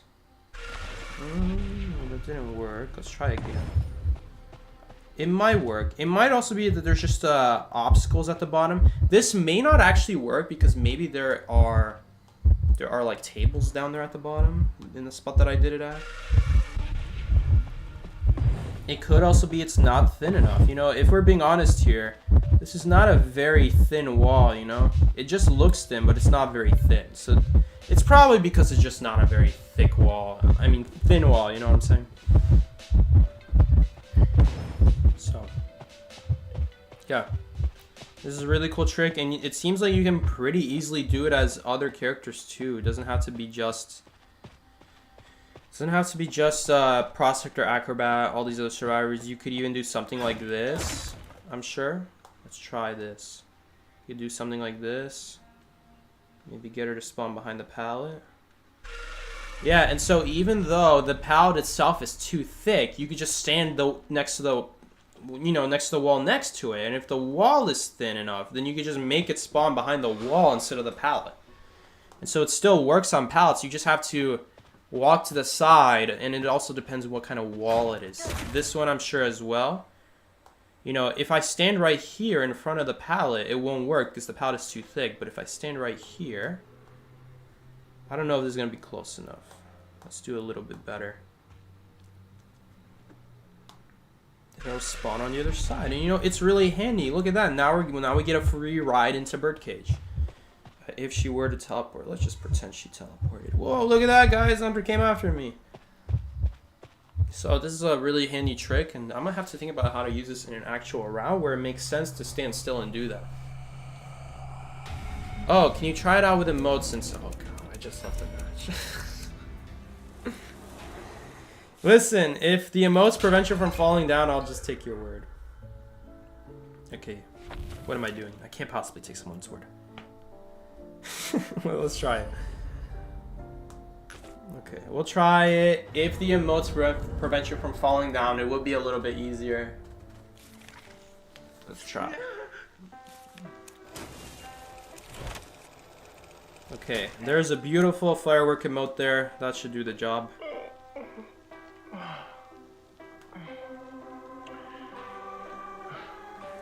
It's like he's torturing himself. I'm dying here. You don't think emotes prevent falling down? I don't think so either, but let's try it out. It works for Leo's memory stairs outside factory, so I assume it might... It works for anything. Any thin wall, height, anything, whatever. It works. It doesn't have to be just that staircase. If you really want to... No, I'm not doing it. You get the idea. Let's see if emotes prevent falling down. No, they don't. In fact, the firework instantly went off. This is not an emote that you can use while running. You have to stand still for this, but this one you can use while running. Emotes don't prevent you from falling down. It doesn't make sense. Why would emotes prevent you from interacting? You know, in that case, by that logic, emotes should prevent me from dropping pallets and vaulting windows. But they don't. So... No, it doesn't work with emotes, sadly. Unless you find a specific emote it works with. Maybe like the Shawans. Man, I hate how if you have ability cooldown off, there's no time to even turn off the elbow pad. Before you might trigger it again.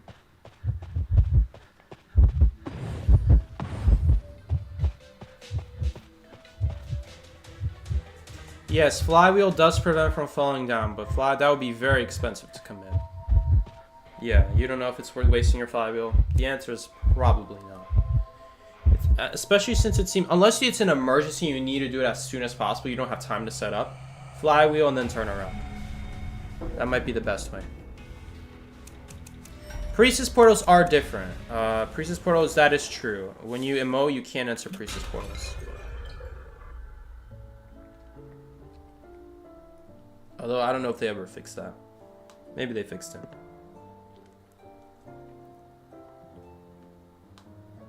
Alright guys, so we're going to call the stream here. Thank you so much for joining along. I'm going to end the stream here because my throat is dying and it doesn't matter how much water I drink. It is not helping. Alright guys. Thank you so much for joining along in the stream. Thank you for being a real one. I appreciate you guys joining in. And yeah. I will see you guys later. This has been a pretty successful Mind's Eye stream. Maybe we'll play Mind's Eye for real in like hospital or something like that. But with that being said, guys, thank you so much for watching. I will see you later. Take care. This has been Seki. Peace out, everybody.